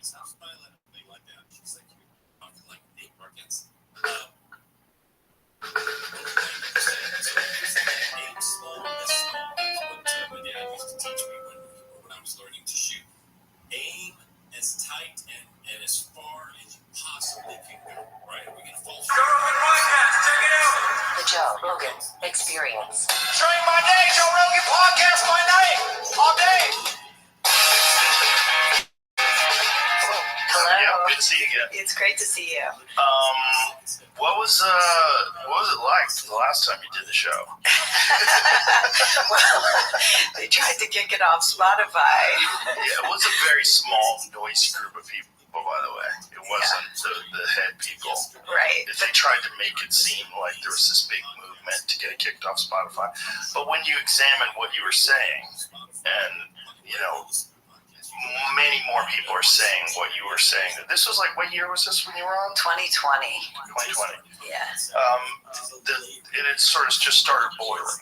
Yeah. You know, and now 4 years later, there's a lot of people pushing back. That's right. And I thought you were going to never have me on your show again. Why? Because, you know, it was they had 10 meetings with the employees demanding that it be removed. I thought, Joe's going to be so mad at me. No, they're wrong. Every time someone wants to stop discussions, they're wrong. They're wrong. Especially when you want to try to stop discussions about a very serious and permanent thing that people are advocating to do to children that is also very profitable. And it's a dark, weird sort of a scenario that we're in here right now that's unprecedented, that no one's ever experienced before. And they're using terms like life-saving, gender-affirming care instead of castration and removing breasts and hormones. And it's a very, very strange time. So I'm glad we have that podcast, and I would have 100 more of them. Great. I think it's very important to talk about this, and I think there's too many people that are scared of talking about it. And that's why this stuff is getting so much traction. And it's scary. It's scary. It's scary that people aren't willing to admit that children are very easily influenced. That's right. I think that's the scariest thing of all, that people are afraid to just say the truth. Yeah. And that's not a good world because we can fix most problems if we can talk about them. Yeah, exactly. And that's my position on anyone trying to stop you from talking about things. Yeah. They're wrong. It's not the way to do it. It's definitely not the American way, and it's not the way we've ever solved problems in this country. And it's a bad thing when you can't be honest about things. And the reason why they want to try to do it is because they know that there's too many people that agree with it, and that these people have been silenced before. So they'd like to bully them into silence. They like to scare them into silence. They like to get them canceled. And before Elon purchased Twitter, you used to be able to do that much more effectively. What, the silencing? Yeah, the silencing right. was so easy. If you said, look, Megan Murphy was kicked off of Twitter for years. That's right. Just for saying a man is never a woman. That's right. And there's no question, I think, that Elon taking over Twitter broke open the monopoly on a lot of conversations. Yeah. I do think that had that effect. And it's really important. Look, if the gender activist position was a good one, they wouldn't have to shut everyone up, right? Yeah. They wouldn't have to object. They took my book off Target. They threw a fit, and Target removed the book. And they did it because even though they have hundreds of trans celebratory books, hundreds of books celebrating gender transition for teenagers, even one that was critical of it, that was too much for them because they knew it would break their monopoly on the narrative. Well, the really scary thing is when you see these detransitioners get attacked. That's terrifying. That's terrifying because that's just it's so cruel. The complete lack of compassion for someone that's done, as the title of your book, irreversible damage to their life forever. They'll never have children again. They'll never have breasts again. And the fact that this is just a part of this bizarre cult that a giant swath of our population is consumed by right now. That's right, and they didn't let detransitioners be part of the story. Yeah. That there was a growing number of these women who were regretting their transition, and they had something. They were brave enough to speak up, and that took real courage because they're talking about their own experience, their own damage to their own bodies. Yeah. They were the most courageous of all, and they were treated horribly by the activists. Yeah, it's so dark. You don't want to think that people can make mistakes. Even if you think that people should be allowed to transition when they're young, you don't think that some people are going to do it and regret it? That's insane. Right. You think that everybody who goes through surgery to remove parts of their body because they feel like they're in the wrong gender, you think all those people are going to be happy? That's insanity. Yeah, it's like a religion in the sense of the fundamentalism of belief against all evidence to the contrary. These people believed this on faith. It was a creed, and there was no disabusing them of this, even when there was growing evidence of thousands of young women regretting it. Well, finally now the New York Times is on board, though, which is really interesting. It is. And I saw someone commenting on Twitter, and I think they're probably correct. And they said this is because the trial lawyers are involved now. And I think they're correct. I think this is why the New York Times has kind of shifted sides, because I think they realize the lawsuits are coming. And once a few of them are successful, and they will be, it's going to get crazy. Well, I think that is a part of it, but I don't think the lawsuits are going to solve it as easily as they did, say, the repressed memory scandal of prior eras, and the multiple personality disorder, all these people who thought they had repressed memory of various kinds of harm, and were imagining, childhood molestation that didn't happen, and put, that. Are you talking about like the satanic stuff from the 80s? From the 80s, that whole satanic. I think that got reversed through lawsuits in part because they weren't following clear medical, clear protocols of their profession. The problem with the gender, going after the gender regime through the courts, and I'm in favor of it, don't get me wrong, but the problem is that the gender therapists, the therapists, the doctors were all following protocol when they transitioned a kid to, and cut up their bodies in various ways, incapacitated them in various ways. They were actually following affirmative care, which is the official protocol. So which is crazy. It's crazy. It's crazy. It's so crazy that there's so many things that we don't allow children to do because we know that children can't really make lifelong decisions at the age of 11, 12, 13, but yet we'll let them in this case. That's right.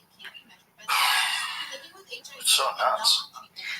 Yeah, I when I look back on it, there are a few. I sort of had a few. There were a few sort of lessons of it, but one of the things that really stood out was that almost in every case, there were medical professionals who should have known better, and very often therapists who should have known better, encouraging a young girl who was a little anxious or had some anxiety, had some depression, encouraging her down this road as the solution. But it's also not recognizing what we know about what happens to people when they give testosterone. So testosterone alleviates anxiety, testosterone creates a feeling of euphoria. It does a lot, especially when you give it to someone in doses that their body would never normally have. That's right. That's right. And so the girls would go on it and they would feel great and they would become evangelists for testosterone. They would tell all their friends, you got to do this. I feel great. All my anxiety is gone. Of course, now they may have a permanent 5 o'clock shadow. Yeah. Change of their voice. When they detransition, that never goes away. Yeah, it's very dark. It's very dark, and I would have never imagined this. I would have never imagined that. Before COVID, I had a completely different opinion of the medical establishment. My opinion of the medical establishment is that they were there to help people. That's it. I never questioned it. I questioned the motives of some of the pharmaceutical drug companies that were trying to sell drugs. AG1 has been helping me feel healthy for years, and if you've been listening to this podcast at all, you've probably heard me talk about it, not just in ads, but with guests, my friends. I tell everyone, AG1 is a foundational nutrition supplement that supports your body's universal needs like gut optimization, stress management, and immune support. So it really covers all your bases with one drink in the morning. And that's my favorite part. It's very easy. With the free welcome kit, you get everything you need to start your day right. You don't have to remember 20 different pills or vitamins or supplements, just one scoop in cold water and you're good. So if you want to take ownership of your health, it starts with AG1.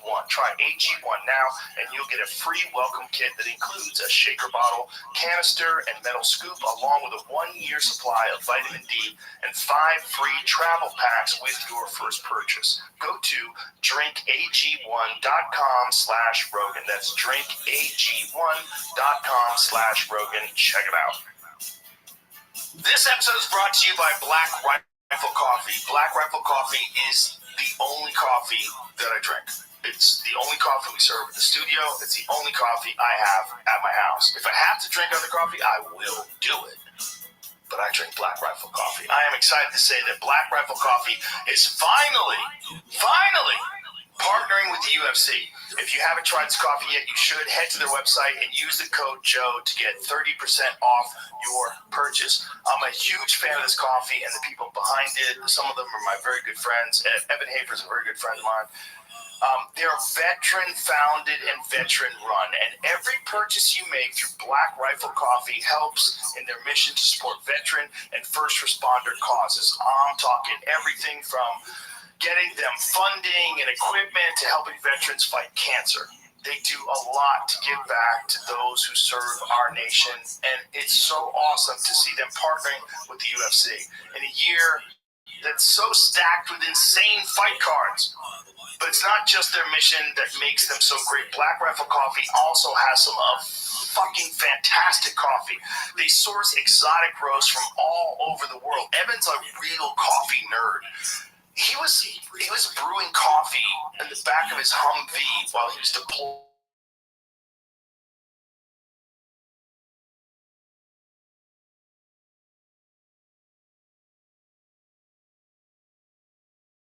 All of the different flavors on their website, and while you're there, make sure you take a look at their gear and apparel. They have top-notch mugs, graphic tees, workout gear, outdoor apparel, and more, all made with patriotic designs that you aren't going to find anywhere else. So, go to blackriflecoffee.com and use the code Joe right now for 30% off your purchase. That's blackriflecoffee.com with the code Joe.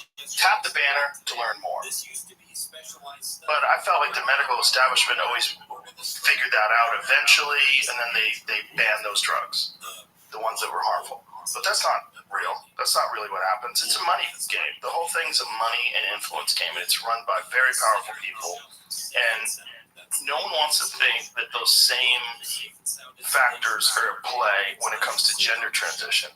But, I've shown people the map of gender transition clinics in 2007 versus gender transition clinics in 2023, and it's fucking insane. Yeah.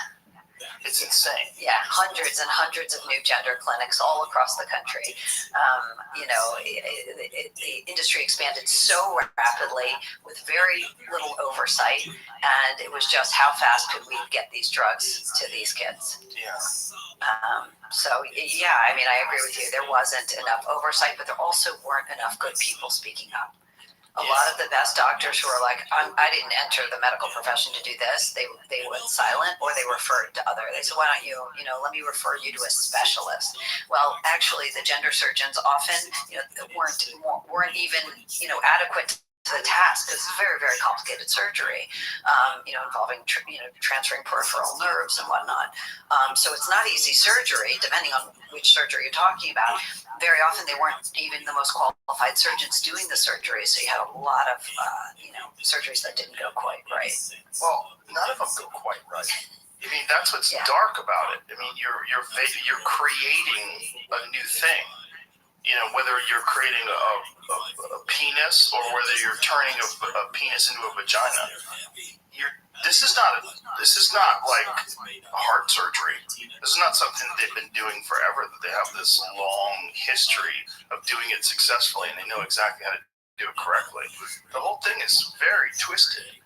Yeah, the rates of all kinds of things going wrong. I mean, if you talk about the creation of the neophallus, the ones they take vagina to make something like a penis, the number, getting it to urine to go in a stream as opposed to a spray, or making it so that the person can have an erection, then a strong enough erection to actually penetrate.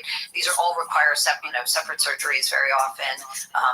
Very often it doesn't go quite right, and there's all kinds of complications with the surgeries. I mean, I've talked to people who've been really butchered. So, again, what was it like for you? Did you expect, when you wrote that book, did you expect the kind of blowback that you experienced? Like, what did you expect when you wrote the book? Obviously, you felt the need to express this, and you felt the need to share this information because you recognize that there's like this contagion, this social contagion that seems to be happening. It's a big part of what's going on.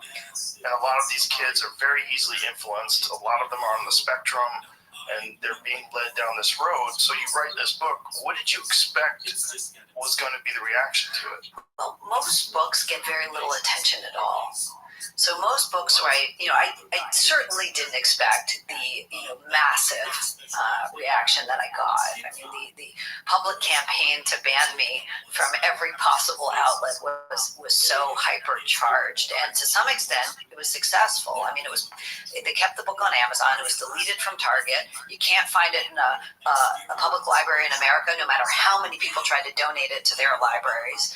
So to some extent, it was successful. But, the campaign to stifle the book, but because I made it onto places like your podcast, because I made it into Amazon, people got it, parents got it, and for the first time, I think parents had another source of information besides the activist narrative of, you're either going to have a live dog, a live son or a dead daughter, or this lie that your child's going to kill themselves if you don't do exactly what I say and let them transition now.